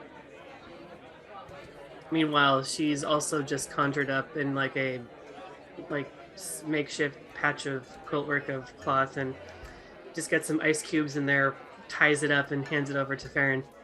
Got a bit of a fat lip going on there. Thanks. Farron's also like rubbing his knuckles from throwing absolute haymakers, and he's gonna cast Cure Wounds at level 2 on himself. Zeke is like, he's at the bar with a mug of ale, and he's counting out the gold to make sure it's 90 pieces, and he's splitting it into 2 piles, and then he puts some in one pouch, and he hands the pouch to Farron. You know, I have to share the stuff. Here's some gold. What? For what? For doing a bang up job. I mean, he deserved it. Yeah, so why not get some gold in return? Speaking of sharing the stuff, Call takes Farron's other hand and he cups it. He pours a shot in the middle of his palm into. There you go, buddy. Call, you poured it, so it's whatever you were thinking of. Yeah, that's that good orc ale that Mama used to make. Yeah, I'm here for it. It is a deep stout. Yes, I'm here for it. Very rich in flavor. You know, a lot of us, if we were nearby, could smell it. Probably just like, oof. He could kind of hit. I'll give him that. He's still a tool. Yeah, maybe we should honestly stop by a Targos just to see the state of things, maybe in the town. That is one of the towns we haven't gone to yet. Right. It's not far from here. It's only a couple miles, truly. 3 miles. I mean, originally we came here for Ronaldo, but I don't believe we can see him or he's here. I don't see him. Well, before we go, I need to stop back by the caravan and talk to Midge real quick. So. Yeah, we Right gotta there- get some puppies, so. Right, there's also black iron blades, too. Oh, yeah. I don't know if they would have a magical item that could help you defensively, Call. Yeah, No. maybe one day I'll be able to see if Kappa's Pappy can help me out, but Yeah. until Okay. then, we'll just keep on trucking. Yeah. But we saw Bardabin here, right? Did he say that he knew where Ronaldo was? don't think we asked yet. Oh. Hey, Bardaman. Nah. Hey, where's the little guy? Where's Ronaldo? He was here last night. I Yeah. haven't seen him yet today. Huh. Did he stay here, you think? He just kind of disappears sometimes. Huh. That's interesting. If I see him, I'll let him know you were looking for him. Oh, yes, please. That would be great. Thank you. Yeah, we'll be back in 10 days. Or sooner. There's a whole festival. They're throwing a festival for us. Did you hear? I did. They're calling it SHAILD Day. They're How bringing cool is back that? some of the wonderful games of the Midwinter Festival. Yeah, do you have a particular favorite? Probably. Yeah, give me a second. I love the Frost Maiden's fisticuffs. Yeah, how's that one go? I haven't been. It's kind of like what your friend just did over there. You just put two people in a ring and they punch it out. One of them walks away and wins. And you take turns. There's a bracket. And is there betting? Always. Just curious. Always. Oh, that's exciting. I hope there's dancing. Yeah, what other kind of events usually happen? Ronaldo usually does the Bard stage. It's kind of The Bard stage. like an open mic. You can dance or sing or do poetry. Okay. What else? There's Trying to get this guy to talk is like trying to... owl bear bowling. Owl bear bowling? You take a ball and you Are there roll owl it at bears? some. No, they're carvings. Oh. And he's like about this big. Okay. His hands are like barely shorter than Zeke apart. That's the size of the ball? No, the pins, the owl bears. Oh, okay. They're Oh, you they're roll carved a from ball at- knucklehead trout bones. Scrimshaw. Scrimshaw. Wait, like fish? Yeah. Oh, They have how? really big, dense skull bones. So they don't have a brain?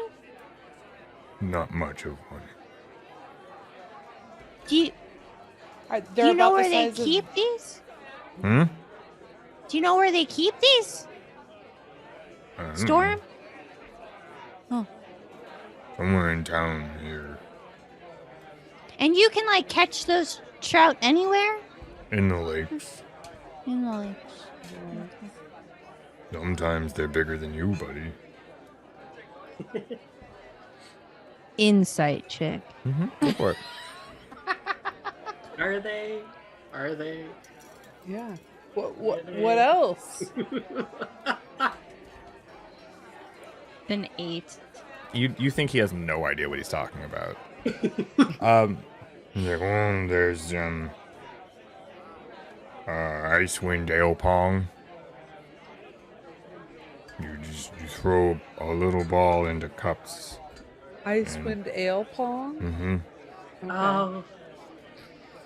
Oh, Dragon's Horde. It's a card game. People play it in the taverns all the time when there's people. And if you look around, you can actually see like there's a table with a couple people playing some cards. The last one and my least favorite is the Greasy Kobold. Why is that your least favorite? Do you know how big a kobold is? Not very. Grease them up. They're hard to catch. I'm not good at it. Wait, you so guys there are just- kobolds here? There's a couple. Like like families or like just like running around in the wild? Like, how do you get them? Some of them kind of came up here as like refugees to get away. They wanted to be part of, up here we don't care as long as you're not a twat. Yeah, and they want to be greased up, or We offer to pay them. So they get. but do they like it? They think it's hilarious. Like they're all it. It's first come, first serve. Like it? I don't know. They seem to have fun. Okay. I mean, Good. I mean, they're paid for it. They seem to have fun. That's great. It all seems consensual and above. Yeah, it's all consensual. It's all above board. It's great.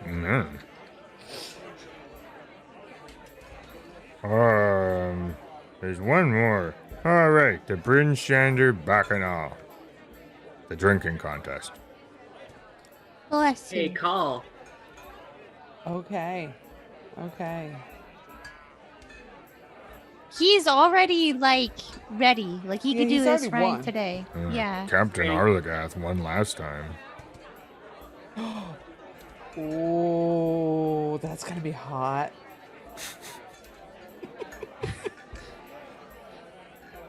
Drink Didn't know off. she was much of a drinker. Not on the clock. She's, good people. That she is. A little small for my taste, but, I like them big. Insight check.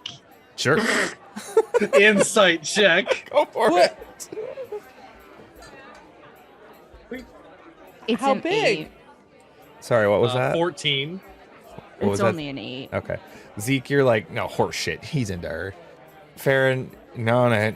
Like, I mean, Captain Arlagath was not by any means a small woman. She's, a little over 6 feet tall and beefy. And him saying that he likes them big and beefy, what does he like if that's not big and beefy? Hey, we all Definitely have big a- mama. a choice, a preference. Farron's going like this with his hand. And Elena rolled a nat 1, so she's checked out. Bardabin is around 8.5 feet tall. He is a Goliath. Wow. He's a big boy. He's just another Goliath lady, I guess. Have you ever heard of Oyam Nartok? Have we? I don't think so. She... solitary woman. She likes to travel the tundra by herself. She says she's cursed. Oh. And like, is she who you're interested in? Is she your like, She's pretty hot. okay. That's what I thought you were going with that. Oh, It's just- okay. I needed to hear it out loud just Yeah. to really. Connecting the dots. Well, if we ever meet her, we'll kind of schmooze our way. Maybe she'll stop in.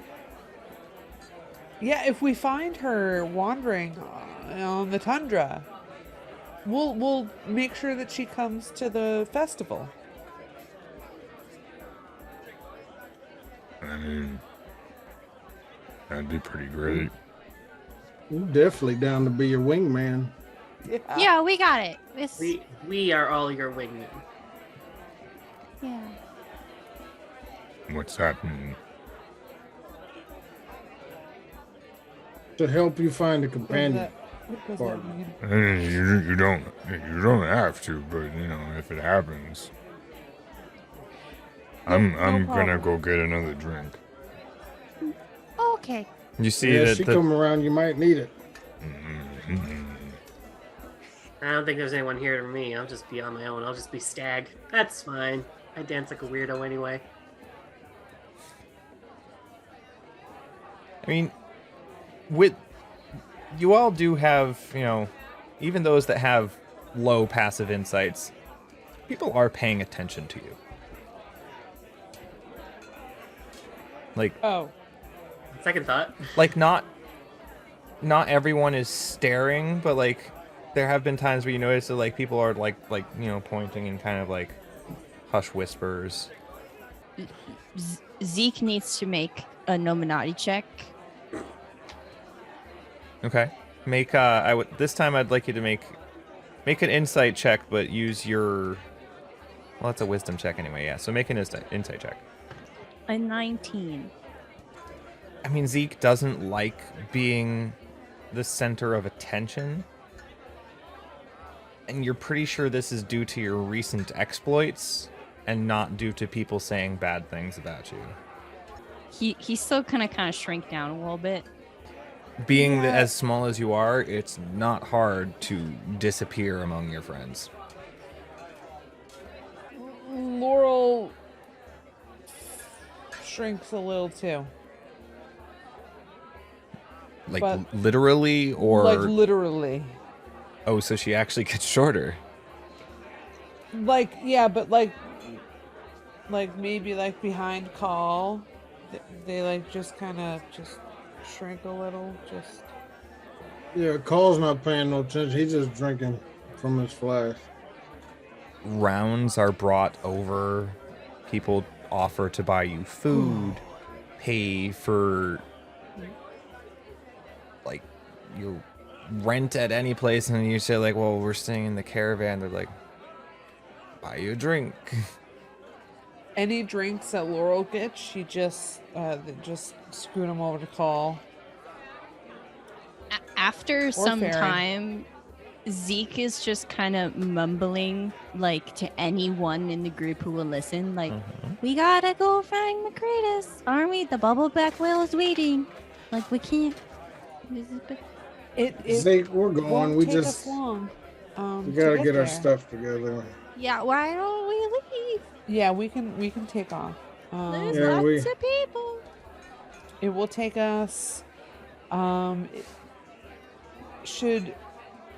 mean, Laurel can take out the map in the bar and like lay it down in front of everyone. Or use it as like, like, no, we need to. No, we need to cover cover everyone from See, look at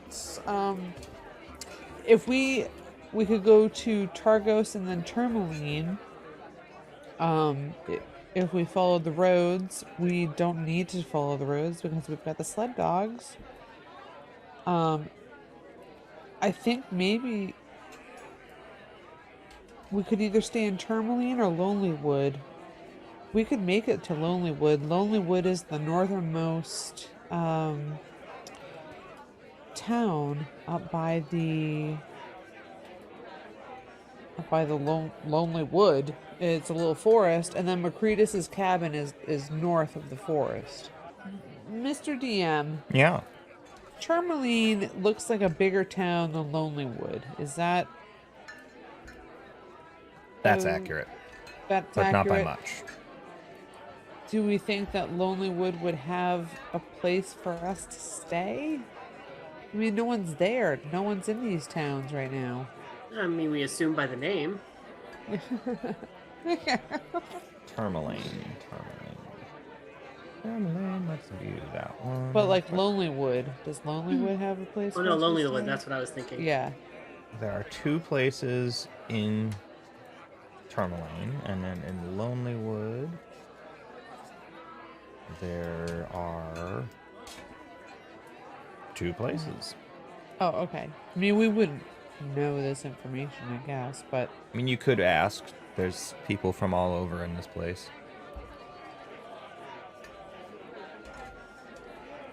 I'm not gonna ask anyone. Let's just go to Lonely Wood, and we'll just, put a couple silver down on the desk when we visit an inn or whatever. Sounds Right? like a plan. Okay. We can get there in about 6 hours. About that. About which part? I can't go with you guys.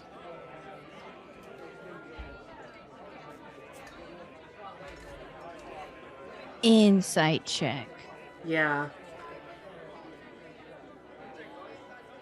Would like to make one as well. I've rolled a 4 on like all of my insight checks tonight. Farron's that's a going to 26. go find and work with Kappa. That's what you Oh think. my god. Elena rolled a 19. Well, for the record, not that it's going to matter. You rolled high enough. I'm rolling persuasion, not deception, and I rolled a 7, which becomes a 5. Okay. He reads you like a fucking book, like Bran. Yeah. What did you get? Oh, A 4, yeah. Zeke? No, I got an 8 with Okay, my so mod. with his persuasion, it's enough. You get it. Yeah. He's being totally forthright there. He's got business to handle. And he'll say, well, something's about to happen with Yami that I just need to work with him. And Farron's gonna pull his sleeve off, and the arm that he usually summons Yami from just has like a faint glow throughout the forearm. Oh. Are you And okay? I- Are you and Yami okay? This has happened before, but I don't know what it means per se. And You I just I can't go with you guys and take care of him too. Do you need us? I always need you guys, but I can stay with Midge and Drengir, and I'm sure they'll help me out. Okay, so you'll be staying with others. Okay, just so long as you're not going off alone somewhere.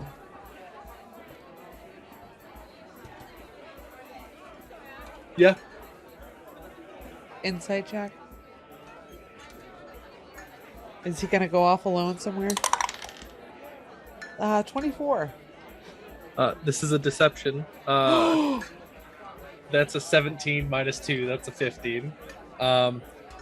He's probably going to go off on his own at some point. Laurel doesn't share as much, but Laurel's probably going to have a word with Drengir to keep an eye on Farron. So I want to see the whale too. Anga Jaka. Jakanga. Angus Jack. Arcade. Angus Jack. I can't remember. Angus Yes, Jack? Jack it is. Angaja. It's totally Angus Jack. Inga Jack. Oh, Angus Jack. But I need to do this.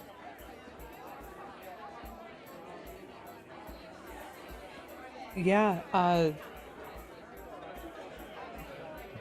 I'm not going to stop you from No. doing what you feel like you need to do. Zeke looks a little concerned, but he pulls out one of the sending stones and he hands you the second one. Yeah, Because fair. I'm pretty sure I have both of them. I don't actually know. But we're gonna retcon it and say that I do just for dramatic reasons. Yeah, fair enough. If you need to talk to us or if we're in trouble, we'll just let you know. Yes. Okay. I'm not And going with you all either. I'm gonna wait for you here. And from the crowd, there's Velen. Who's that? Why is that person talking to us? Hello? We all have a deal. I helped you with the dragon thing. You're gonna help me I've eventually. never with- met you in my entire life. I'm not sure. We spoke Well, a couple Zeke- times. I've spoken as a We? group. Mm-hmm. This is Velen Harpel, the wizard that helped with at the end of the Shardlin Dragon, has been with you, has the undead dogs. she's the one that her owl got my rod. Yeah, we we kind of Oh. agreed to. I didn't help really talk to her, so her that's if fair. no, didn't you talk weren't to there when we got her out of jail or wherever she was. There's a bit of a tight spot. We needed help We needed help. in So Yeah, similar fashion. I if have I'm no interest in this Macretus. I'll hang out here. well, we'll be back. I don't really think you were invited, but okay. That being said, considering things have sort of calmed down for the time being, but I don't think we're freshly out of the woods yet, would it be in our best interest to have someone along while Farron, you remain here? Would that be all right? If you can find somebody, I don't see why not. Also, and Farron's gonna reach back into the special pouch on his belt and pull out the arbitrator stick.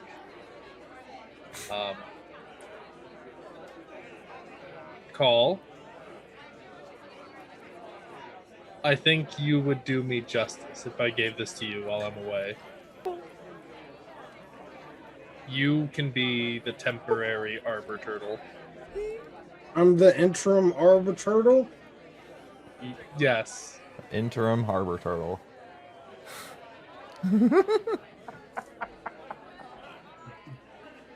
Are you sure you? I mean, Are you I can't use it if I'm not going to be with you guys. Well, I would take it, but are you sure we can't help you with this? I do not want to leave you, buddy. I don't want to leave you guys either, but this is something Yami and I have to figure out. I mean, I don't have to stay in like the same room. I could be on the porch of the caravan. Like, I know I'm big, but I can stay out of the way. I mean, but what about the others? I don't think anything's going to stop Zeke from going to Macretus right now. You got that right. I know. They're going to need you. Yeah. Just stay safe while you're here, okay? Always do. But I mean, do you thankfully really? Yeah. I just kind of fly by the seat of my pants, to be honest. It sounds a little more like it.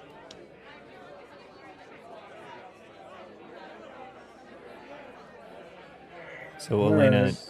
how are you trying to ask for assistance?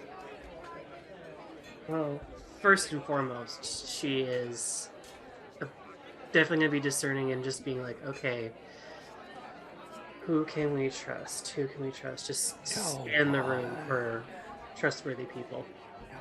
For people that look capable and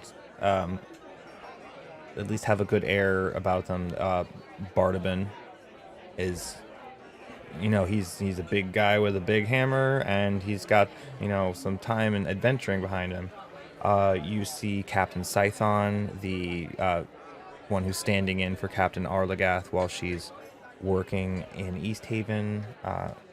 He's basically standing in as Speaker Danny Whalen's bodyguard, more or less. A couple other of the militia folk, but for people that you have at least heard of, Captain Scython and Bardaban would be your best bets that you can see here.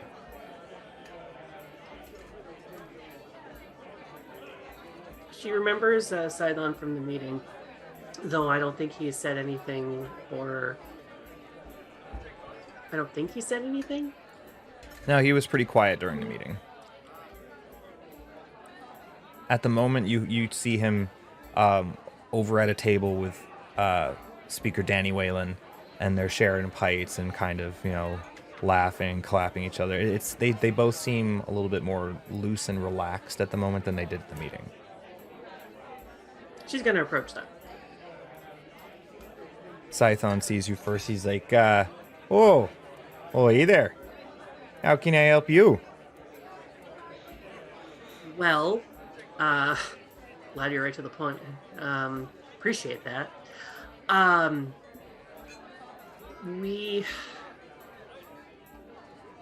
We're kind of looking for someone to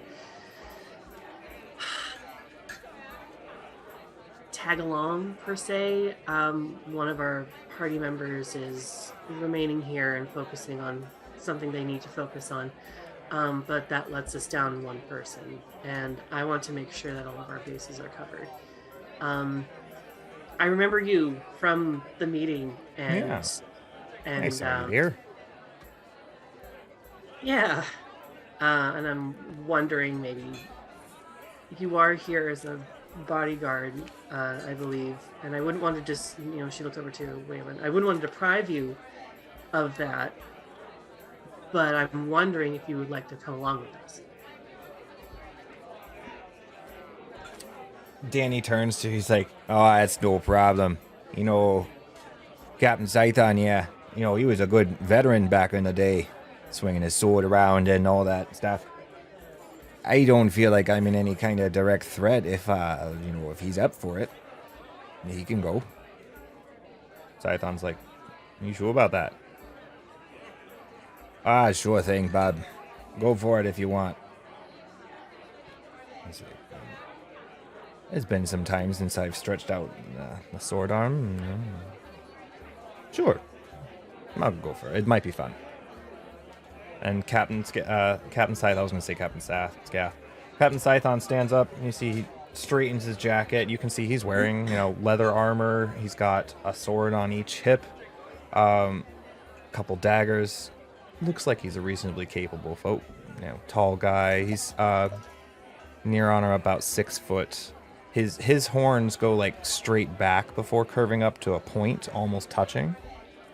His eyes are black with red irises in the center, like almost like cross pupils, and like he's got little fangs. Yeah, kind of. and he's got a spade-shaped tail as well. The rest of him, he kind of is dressed a little bit like a not dark, evil-looking highwayman, kind of. Something more. Dashing, rugged. And Captain Scython's Smarmy? like, you can make an insight check. Anybody that would like to could. Laurel has seen Elena talking to these gentlemen and just kind of hovers on the peripheral. And they say, we're not anticipating battle, but If who we knows around here? Yeah. Hey, whatever happens. Sounds like I'm along for the ride. We might have to fight the Nominati. Are you okay with that? The what? Just laying everything out there while we before we agree to anything. The what? The Nominati? The secret organization that's controlling Icewind Dale? It is in fact real. Okay. So I noticed that you've got swords on your hips. Are you ever sparring with friends and you just feel like you miss out of nowhere and you probably shouldn't have missed, but you did miss? Has it ever happened to you before? Probably. It's the Nominati. They don't want you to be at your full potential because then you'll track them down and you'll get them. And so they infiltrate your mind. They send brain waves to your mind and they stop you from being as good as you possibly can be. It did trip me once and I died because of it. Scython they killed my friend. Scython kind of leans into Elena. He's like, he's a little eccentric, isn't he?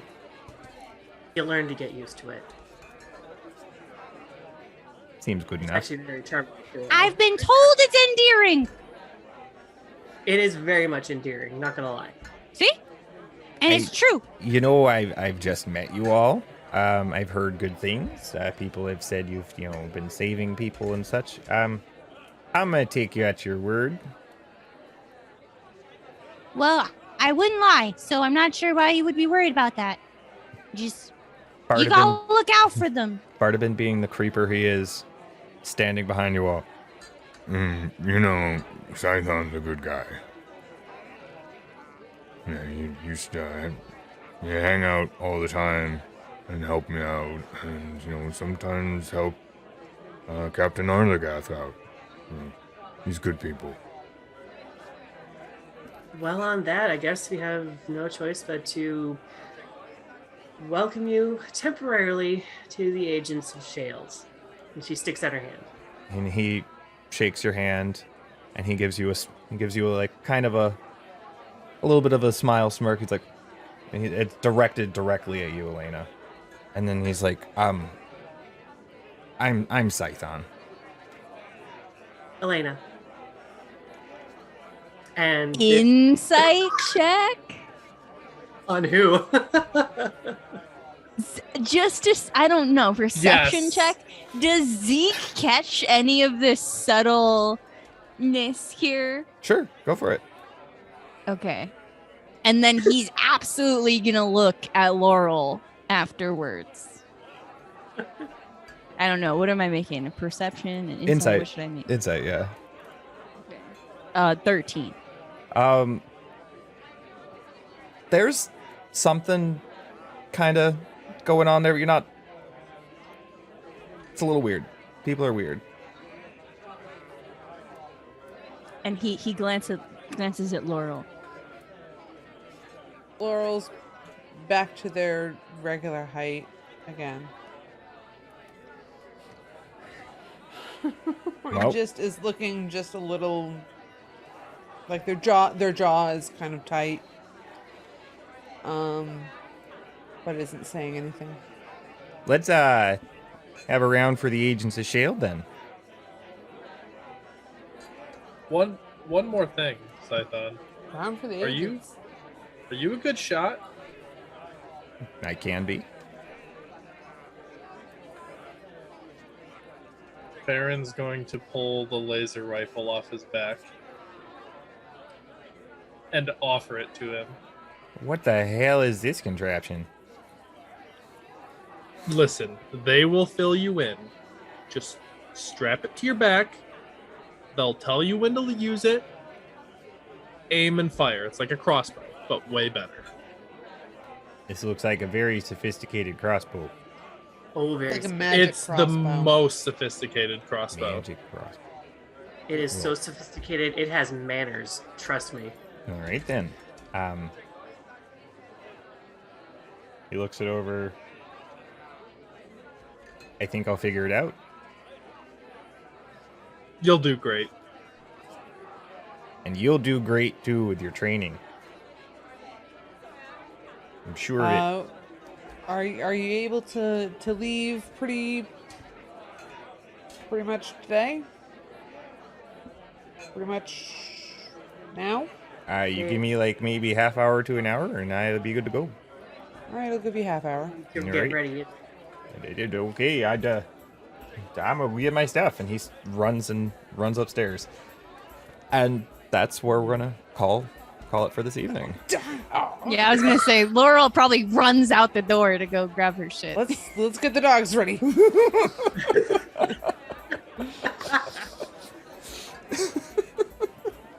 Freaking laser beams. Laser beam. Yes, this guy does not boy. ooze slime like Yeah, but Scath he's- does. But he's a hot tiefling. Oof. Scath is not as hot. Not hot, but still, yeah. Just tieflings in general are kind of hot. Just how they are. Freaking sharks with freaking laser beams. Yes. Oh god. Good. Oh my god.